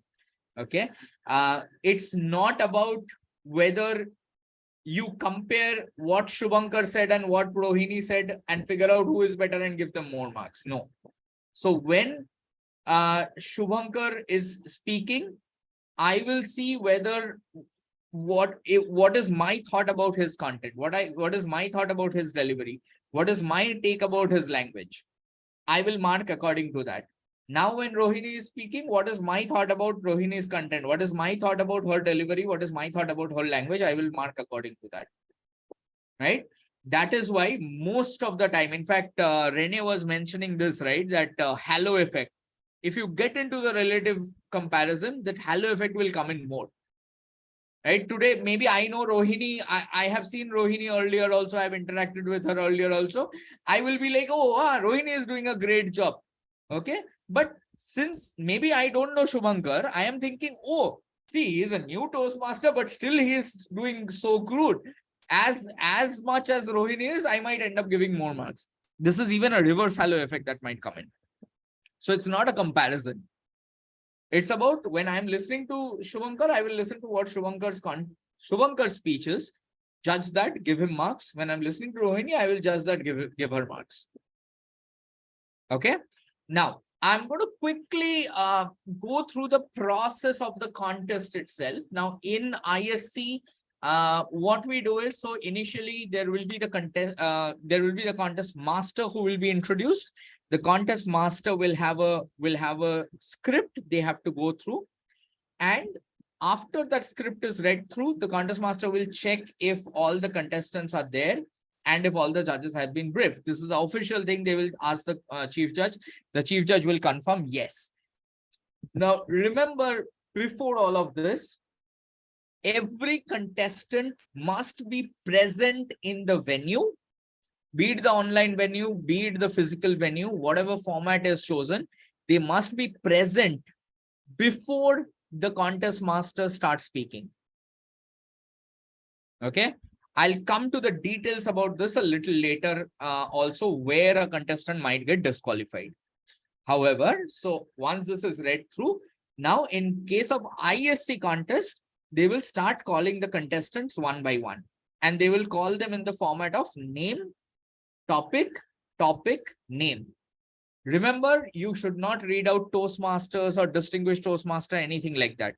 Even if you notice when I said contestant number 1, Shubhankar, I did not say Toastmaster Shubhankar. I did not say Toastmaster Rohini, right? So contestant number 1, Shubhankar. If let's say his topic is my life, I'll say contestant number 1, Shubhankar, my life, Shubhankar. Okay. And then I hand over the stage to Shubhankar. Obviously, before that, there is a mic check and all of that. That is a part of the contest master script itself. I'm not going into that much of details. After Shubhankar's speech is over, contest master should not come back and say, thank you, well done, nothing like that. The contest, in fact, both of them said thank you. I never said thank you back as a contest master. So I just said, let's give 1 minute silence for the judges to mark the ballot. For all contestants, there will be 1 minute silence for the judges to mark the ballot. After that, after the last contestant, there will be 2 minute silence for the judges to mark the ballot. Once that is done, wait till the contest, till you get a confirmation from the chief judge that all the ballots has been collected by the tally counters. Okay. Only then hand it back to the contest chair. Now, in ISC contest, while the contest is going on, somebody, if let's say, even if it is a physical venue, at the beginning of the contest, all the contestants should be in the hall. If it is an online venue, all the contestants should be present in that online platform. After the contest master starts speaking, and when the contest master is about to call the first contestant, the rest of them can go out and practice. Okay. However, remember this, where you are practicing, it should be near the venue, especially in case of a physical contest. It should be near the venue. It is not the responsibility of the contest management team to find out where you are and bring you in. If they are not able to find you, after a certain time, they can say that we are not able to find the contestant and that contestant is disqualified. If you're going in some other corner of the world and practicing, it is not the responsibility of the contest management team to figure out where you are and come back. It is your responsibility to come back on time as a contestant. Okay, first thing. Second thing, at the beginning of the contest, before the contest master starts, you have to be present at that physical venue. You cannot say, no, I'll join online. I'm contesting physically, but I will join online because it's a hybrid contest. And by the time I'm driving in and I'll come by. No. If even in a hybrid contest, you have declared that you are contesting in person, you have to be present in the venue in person before the contest master starts their speech. Otherwise, the contest management team has the right to disqualify you and bring in the next contestant in place, which means, let's say I was second from area 2 division. They might say that since Shubhadev is not here, we will call the third contestant to replace him if they are already available, or you will be disqualified as a whole. They might wait for a few minutes, but they won't wait inherently. Question here. So yes, it's again the choice of the contest management team to wait or not. If they choose to wait, he doesn't get disqualified. Correct? Right. But don't expect contest management team to wait. Gayatri had given a beautiful example of how all the contestant had told that we want to give them a chance. Don't expect the other contestants to give you a chance. That was a call the other contestants made. That contestant did not went and ask for it. In fact, that contestant knew that the contest had happened. It was the choice of that. You cannot, as a contestant, I cannot tell that, wait, I will be there in 10 minutes or 15 minutes. Again, it is like that. People cannot take it for granted. Correct. We'll be good to them if the condition is really fair. If there was some sort of a bus accident, something like that, really unexpected has happened, then we can be considered. But the contestant cannot demand this. They cannot take you wait for another 15 minutes. And I have seen this also happening. People say that, no, I'm getting an hour delayed. Why don't you go ahead with the other contest first so that I can arrive on time? No. As a contestant, they cannot demand any of these things. This is what the rule is. Out of the goodwill of it, I can say that, okay, let's wait for another 5 minutes. That's the goodwill of the contest management team and the contestants also. Okay. So this is one part. This is for the ISC contest. Table topics contest, the flow is again similar. All the table topics contestants needs to be there in the venue. Once the contest master has read out the script, this is something please note. Once the contest master has read out the script, while all the contestant is in the venue, the contest master will select the topic. So there will be 5-6 topics, either with the contest chair or the chief judge. The contest master will pick one of it. It is recommended. Again, it is very, very hardly recommended that as a chief judge, stand with the contest master, put off the mic, let that contest master read the topic, the pronunciation of the words, the speed in which the topic is read the topic between you two so that nobody else hears it. Make sure the contest master is comfortable reading the topic. Okay. Help the contest master out if needed as a chief judge. Make sure they are comfortable. Once this is done, now you will say that now we are ready.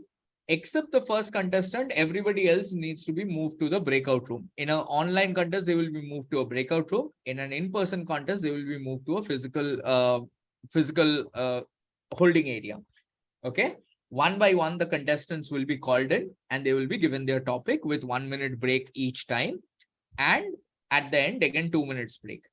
The biggest challenge is that for the contest master, they have to read the topic in the same way every time, right?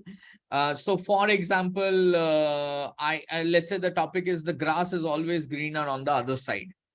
Okay. So for contestant number 1, I am saying, Shubhankar, contestant number 1, Shubhankar, the grass is always greener on the other side. The grass is always greener on the other side. Shubhankar, contestant number 1. Now, by the time the 10th contestant is coming, I'm repeating the same topic every time. For the 10th contestant, let's say the 10th contestant is Rohini, and I'm like, contestant number 10, Rohini, the grass is always greener on the other side. The grass is always greener on the other side. Rohini, contestant number 10. No. Chief judge will stop it. They might restart the contest as a whole. Okay. While the contest is going on, especially for table topics contest, there are 100 areas where the contest may get restarted. Okay. Now, one very important thing, even you shouldn't do this. Unfortunately, I have had to do this when I was a chief judge.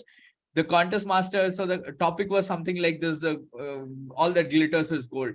So the 8th contestant came in and said, and the contest master said, contestant number 8, so and so, all that glitters is gold. All that glitters is gold. Name contestant number 8. And the contestant said, thank you so much. The topic given to me today is all that glitters is gold, right? And the contest master did this. I had to stop the contest, adjourn everything, restart the contest from the beginning. And if you're restarting the contest, you have to do completely new lot picking. You have to do selection of new topic again and restart from the beginning again. And there were 10 contestants. Imagine 8 contestants had already spoken. It was the 8th contestant. They were very furious on me as a chief judge, right? But that's what the process is. So make sure, that is why I'm saying as a chief judge, make sure you work with the contest master to tell them that if needed, remind them in between also that it has to be read slowly. Like what you have done for the first contestant, it should be the same way for the 10th contestant. Right? Coming to the question, quickly coming to the question, what Manoj has said. I know we have extended the time, but I hope these are helpful for all of you. What Manoj has said, can they take 10-15 seconds? The timer will not wait. In case of an ISC contest, the timer will start the timing with the first verbal or non-verbal gesture, which means I can come and stand on the stage without any kind of expression. But if I look at the audience purposefully, the timer will start the timing. In case of table topics, the timers, as chief judge, instruct the timers to start the timing after 1 or 2 seconds pause, irrespective of whether the person has started speaking or not. Right? That will be uniform. So you tell them, you wait for 2 seconds, let's say, or 3 seconds, count in your head 1, 2, 3, and then start. For every contestant, it will be the same thing. But if the contestant immediately starts speaking, for example, today you saw both Shubhankar and Rohini, they didn't wait. They immediately started speaking. So I will also immediately, that time also, I will not count 1, 2, 3 and then start. No. But if this happens, that let's say a contestant has come on stage, and this is what I do when I'm a chief judge. I say that if a contestant has come on stage and after the contest master has finished giving the topic, the contestant has not started speaking, you count in your head 1, 2 and start. Okay, that will be uniform for all contestants. But if they start speaking immediately, you start your timing immediately. Okay. One thing more I want to clarify from my side before I pause this, and if someone wants to leave after that, they can leave, or if there are questions, I can take that, which is about props for ISC contest. If you are using props, if you're at home, you are at the discretion of whatever props you want to use, but that prop, the setup of the prop has to be done within that 1 minute of gap. You cannot say, wait, I am setting up the prop. Nobody will wait. Only that 1 minute gap that is given, that is the time for you to set up the prop. Same is at the physical venue. At the physical venue also, setting up the prop is practically your responsibility. If that is something big, you cannot expect Sergeant at Arms will leave their job and do it for you. Ideally speaking, you should have somebody who will help you set it up. It is the goodwill of the Sergeant at Arms that they will do it for you. If it is something big, preferably get your own person. If it is something that cannot be set up within the 1 minute, you may not be able to use the prop. And for that reason, no matter what prop you're using in ISC contest has to be declared to the chief judge or the contest chair during the briefing of the contestants. It has to be declared, right? Even if it is something, let's say for my speech at the district level, I was just using a playing card, right? Which was in my blazer pocket. But still, I had to declare that I'm going to use this to the chief judge. Okay, because if it is something that cannot be set up during that 1 minute, if the chief judge feels that there is something that cannot be set up in 1 minute, or you might need multiple people to set it up, chief judge will check that with you and check whether you have people to do it, or else you will not be allowed to delay the contest because of your prop setting in between the contest. Okay, let me take a pause here. I know we have already overshot the time, but I think that covers all the things that we wanted to cover, at least from our side. So let me take a pause and see if there are any questions. Senthil, I know you had a question. Let me come to you first if that question still exists. Yeah, it does exist. Yes, please go ahead. The question is on the relative scoring. You said that it should not be done, right? Which one? Sorry? Relatively scoring one contestant to the other contestant. Right. I would like to challenge that. What I want to say is, like in a table topics contest, it would be spontaneous. So there is lesser kind of a challenge in that. But in a ISC, everybody will come prepared.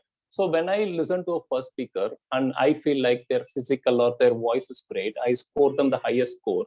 2-3 contestants pass by, and then the 5th contestant comes in, and I find that he is exceeding beyond what the first contestant had done. Then I should not be scoring them equally. If I start feel that way, the maximum scoring is, let's say, 10. I have scored 10 already for the first contestant, and the 5th contestant is in fact exceeding beyond what he has done. Then I feel that I should not be scoring them equally. Should I go ahead and correct it? See, again, Senthil, it's your call, right? I cannot tell you that you have to do this or cannot do this, because there is no rule behind it. But at the same time, what you are saying is something practically speaking correct. I cannot, maybe in the first contestant, I think itself they did a great job. So I have already given a 10 on 10. Now, what if relatively I see that, oh, somebody else comes who is much better?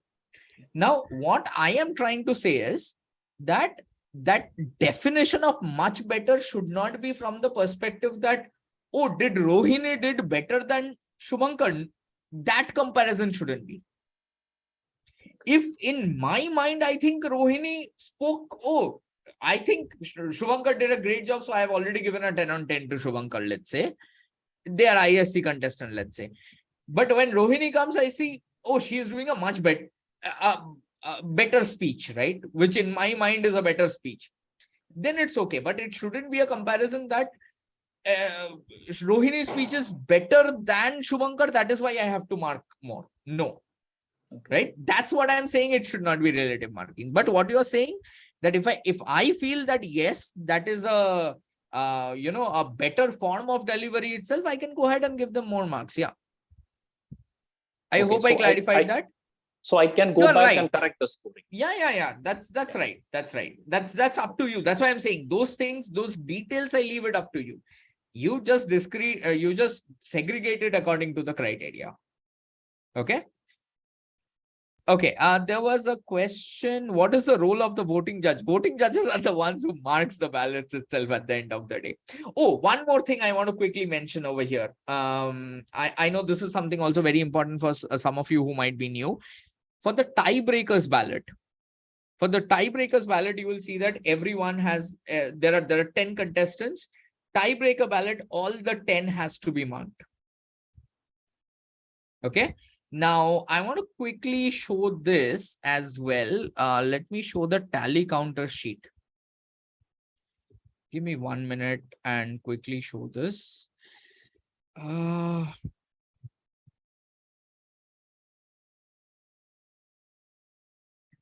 Okay. So this is how the tally counter sheets looks, right? Now, what I am going to do is, when I'm tallying, okay, let's say there are 10 contestants, right? There is contestant 1, contestant 2, then contestant 3. Let's say there are 4 contestants. Okay. Now I will preferably don't write judge's name here. As a chief judge, you open the ballot and say judge's ballot, judge 1, then you say judge 2, like this, right? Then judge 3, then judge 4, like this. Now, let's say, for example, judge 1 has marked contestant 2 as first.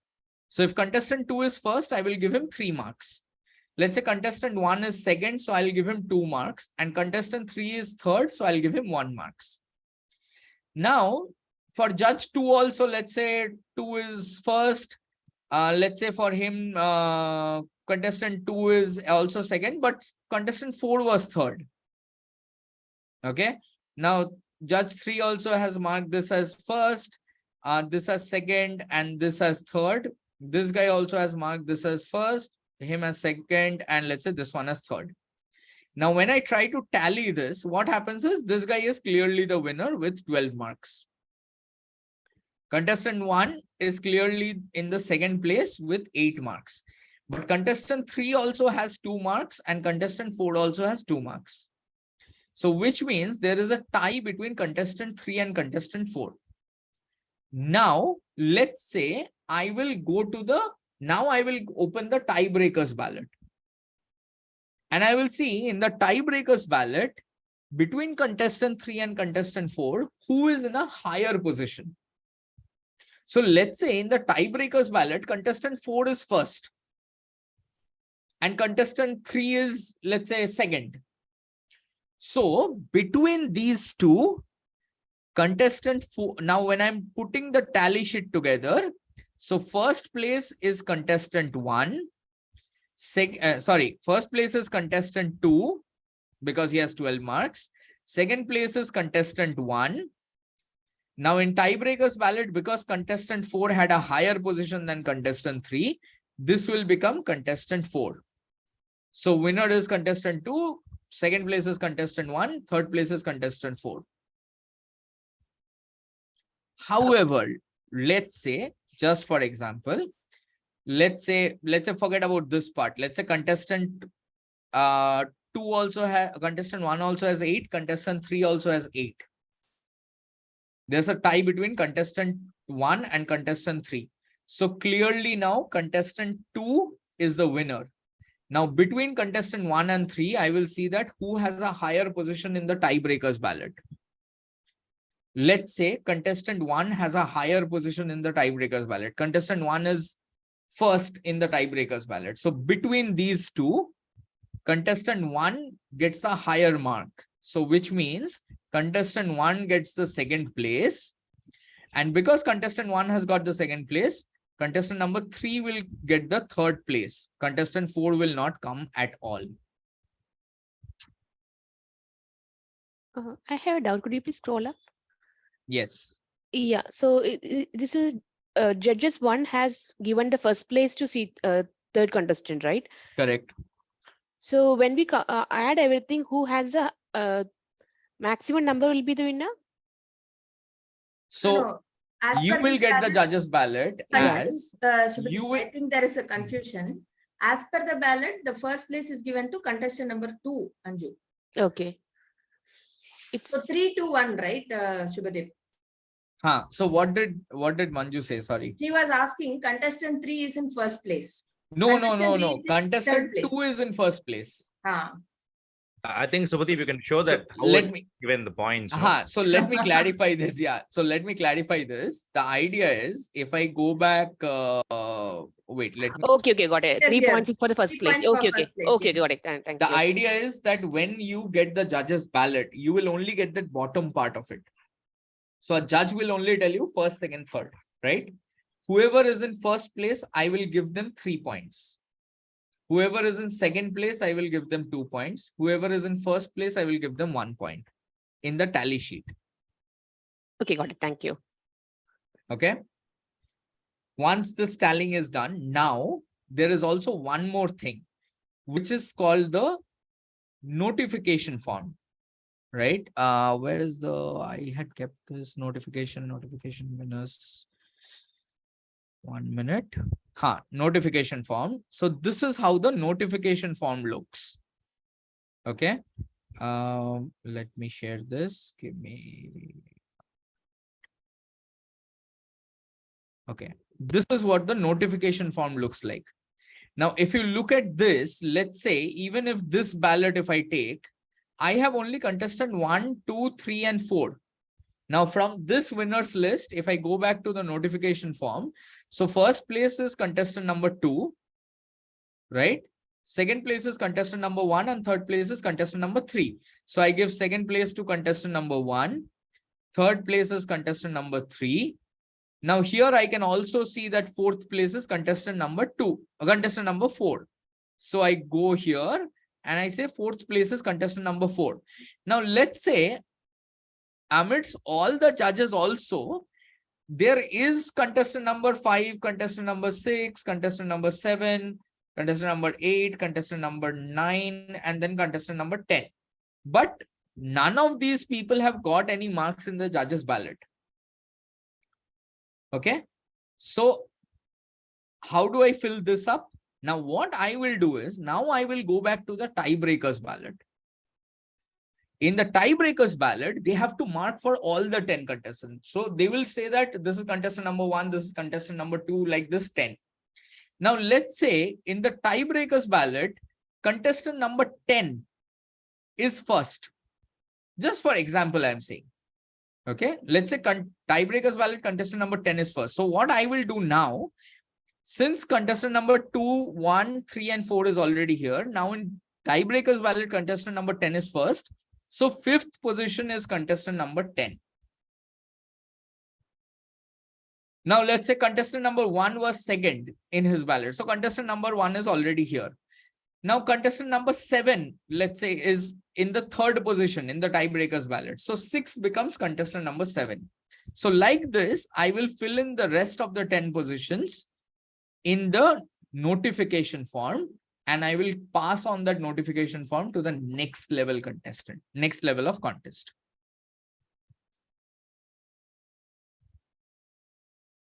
I'll stop sharing. Make sense? These are only for chief judges. These are not for judges to be worried about. These are not for contest chairs to be worried about. Contest chairs, you need to make sure that you're collecting the documents. Okay. Okay, I see a quick question. Manu says, don't you feel audience's positive response will also influence voting? It should not influence voting. How you think the responses should influence the voting. Should influence your marks. As a judge, you should not look at whether people think it's funny or not. I will do this. If I am a contestant, I will plant all my club members, 20 club members in the audience. I will make them learn my script by heart. Wherever I think is a humor place, I will tell them, hey, remember when I say this word, you have to laugh.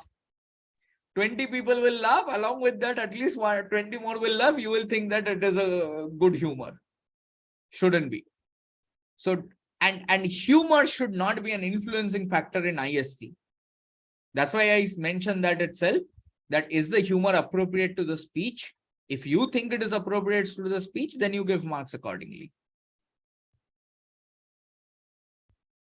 Okay.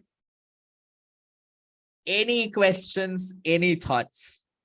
I know it's great that all of us are here, even 20 minutes extended into the meeting, which shows me that it is effective and you're taking this seriously. Thank you for that. Nisha, you have a question. Please go ahead.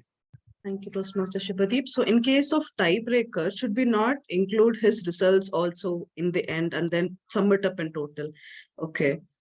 The format of our contest itself is in that way. The tiebreakers ballot should not be opened at all until and unless there is a tie breaking that has to be done in the final tally sheet.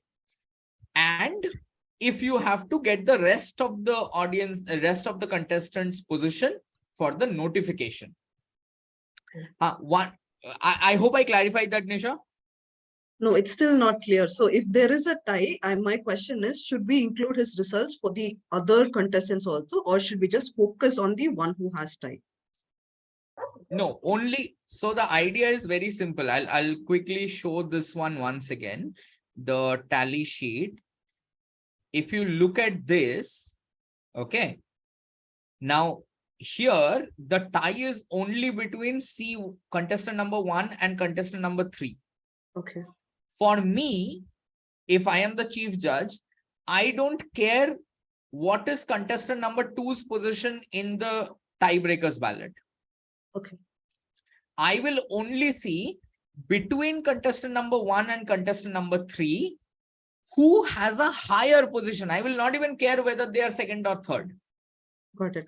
Let's say in the tiebreakers ballot, they are 9th and 10th. Got it. It might be. But in the tiebreakers ballot, because C1 is 9th and C3 is 10th, that is why C1 got a precedence over C3. Got it. Okay, that's all. I will not look at anything else. Sure. Yeah, thank you. Okay, this is what the process is. Okay, thank you, Nisha. One more quick mention: in the final notification form, when you are going through the other contestants, if in case there is a contestant who has been disqualified because of time, or because of originality, or because of eligibility, you will not put their name in that final list. So for example, let's say there are 10 contestants. One contestant has got, let's say, disqualified because of time. They exceeded the time. So you will not need to put in that contestant's name. So in the final notification also, there will be only 9 contestants' name, not 10 contestants' name. Okay. I see Thomas sir is very carefully looking at the judges' ballot to see if there are more questions he can ask. Clarification, there was something said about response. I just was referring, it is counted in effectiveness in both. Correct. Correct. Yeah. Okay. Audience response counts in effectiveness in ISC and TT. Yeah, I think that Thomas sir has already answered. It's a separate score in humorous speech contest. That again, please don't confuse between humorous speech contest and ISC contest. Okay, don't confuse the two ballots. And remember, for table topics also, as judges, please listen to the topic carefully. Okay, please listen to the topic. If needed, have your own interpretation and see whether they, as I said, it's not about whether they are going for the topic or against the topic. Okay, it's about whether they are able to justify what they're saying. I want to bring this up something. Sorry, Thomas sir, I'll come back to you. I want to bring this up. Mohan had mentioned this. I should have done this, that to one contestant, I should have said all that glitters is gold. And to the next contestant, I should have said all that glitters is not gold. And see that if anybody raises a protest. Okay. It did not come to my mind. Thank you, Mohan, for bringing that up. This hard to see, right? I think I did bring that up on the in-person meeting. Yeah. For me when I was an area director, and I want to bring that here also. Even if it's the simplest of topic, life is beautiful. Please ask the contest master to see and read. It's okay. Exactly. Even if 10 years experience, it's very simple that, okay, I know this topic easy. Correct. You can simply say life is very beautiful. It's you will not be very conscious about it. So even if you have contest master who has 10 years experience, please have them see and read it. Whatever it takes. I had to read in a contest when I was area director. So please. Very true. And as judges and as contestants, if you see that there is this different way the contest master is reading or something, please raise a protest immediately to the chief judge or the contest chair. Gayatri, you wanted to add something? Yeah, and if that happens, the entire contest has to be rerun. Yes. And we have rerun a lot of table topic contests, so don't take it light. Please understand this. You cannot do this if by mistake, like what Mohan said, life is beautiful is being read for every, and then it suddenly says life is very beautiful. Somebody raises a protest and you say, oh, no, life is not very beautiful. Life is beautiful. and you continue the contest, doesn't happen. It has to be restarted from the very beginning. And restarting a contest, as I said, means selecting the entire speaking lot, selecting a new topic, restarting from the very scratch of the contest master script again. So please don't do that. Who selects the topic?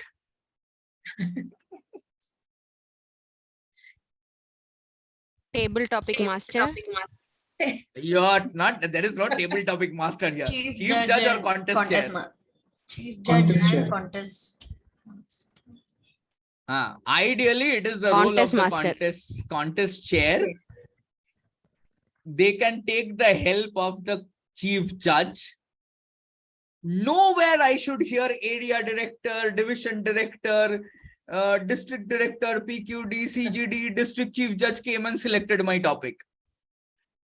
Okay, only contest chair can take the help of the chief judge. I would suggest definitely take help of the chief judge, but other club officials or area officials, district officials, please don't interfere in that.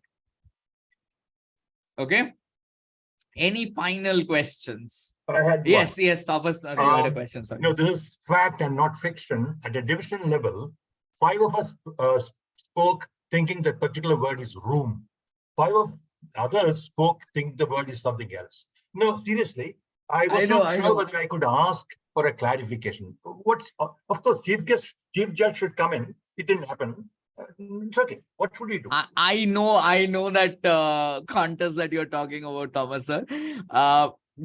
See, this is why I am saying, as a chief judge, what Mohan also said, one, read through the contest, make sure the contest master is not rushing through it.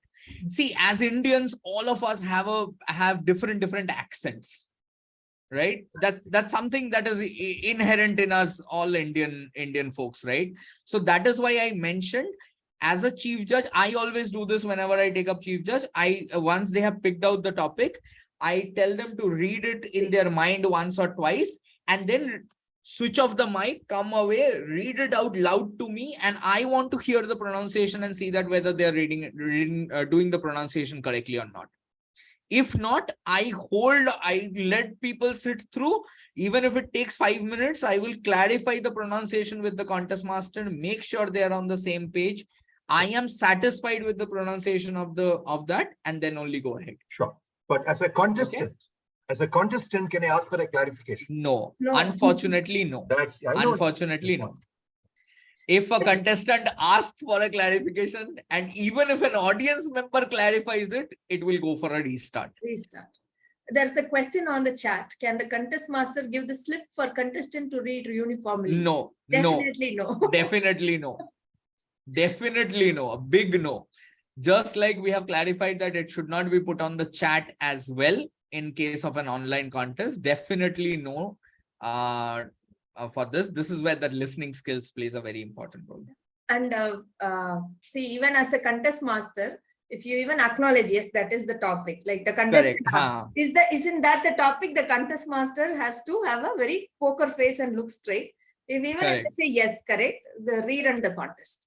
Yeah, it will read on the entire contest. Even that same thing applies if the contestant is saying something great, looks at you as a contest master and says something, and you start laughing in between and all of that, that might get into a restart. Discretion of the chief judge, but please be careful on that. Train contest masters in pronunciation. I hope, Vivek, we can do that one day. We have the resources and the time to do that one day, but unfortunately we cannot now. Gayatri, you wanted to add something? Few guidelines on the topic selection. Do not have those didn't kind of words. Yes. Expand that. And don't have very complicated topics. One of the topics, very famous division contest topic was, a bird doesn't sing because it has a song, a bird sings because it sings. Something like that. And it took 10th contestant to interpret the topic correctly. So don't confuse the contestants. That's not our idea. Have a pleasant contest and keep at least for club level, don't have such kind of very complicated topics. Don't have a paragraph as a topic, and don't have tongue twisters as a topic. Doesn't help anybody. Okay. That also So, has yes. happened. I think one division contest, there were like 2 sentences, not like a big paragraph. Literally, contestant said, I forgot the first sentence while the second sentence was reading. Second sentence. Yeah. Okay. Yeah, we cannot again put a restriction on the word count and all of that, but that is where we are trying to suggest all of this to make sure that it's practiced in the right way. Okay. The topic should be challenging enough, but it should be clearly audible. Correct. Don't have such complicated tongue twisters. It's a challenge for the contestants, not the contest master. So have that clarity. Yeah. Okay. Any last questions before we close this? I know we have extended more than half an hour now, and I'm surprised on a Sunday morning people are extending for an half an hour and we still have audience. It's not just me, Gayatri and Mohan sitting here. Is there a separate eligibility criteria for chief judge, or is it the same as judges? Same as the judges. No. The judges and the chief judge eligibility criteria is the same. Okay. Okay. I want to conclude this from my side on just one reminder note. Again, I know I have said this several times in due course of today itself. Please make sure you have gone through the Toastmasters rule book. You have gone through our addendum that we are talking about. It's already there. Go through those things once again before you contest, also before you take up any roles as well. And wherever you feel there is a doubt, please feel free to reach out to any of us without hesitation. Okay, it's better you do it right than trying to figure it out and do it wrong. Okay, so with that, in the best interest of time, I hand it back to our host, and I hope this was helpful. Please feel free to reach out to us. Thank you. My audible. It has been such an honor to be part of this wonderful judges training program and contest management program. On behalf of the event organization team, I would like to extend my heartfelt gratitude to each one of you to making this session so interactive, especially being in camera for more than 3 hours. Personally, I would say this, being online with video on made me give more justice to this training program than any other training programs that I attended throughout the Toastmasters journey. Special mention to our trainer, DTM Subhadeep Banik, District Chief Judge, for taking us through the do's and don'ts of the contest and patiently addressing each and every queries raised by the team and giving the very interesting and informative information. Thanks to District 120 Trio, DTM Arathi, DTM Gayatri, and DTM Mohana Krishnan, also DTM Toastmaster Preeti and Toastmaster Arun for organizing sessions and give me a wonderful opportunity. Thank you. Thanks, everyone. Thank you for doing a wonderful job, Anjusha, as well as the host. I also have put my number and email on the chat in case you want to make a note. Please feel free to do so. Thank you so much, everyone. Thank you all. Thanks, it was fun listening to you. Thank you. Thanks everyone. Thanks. Thank you so much. Thank you. Thank you. Thank you, everyone. Thank you.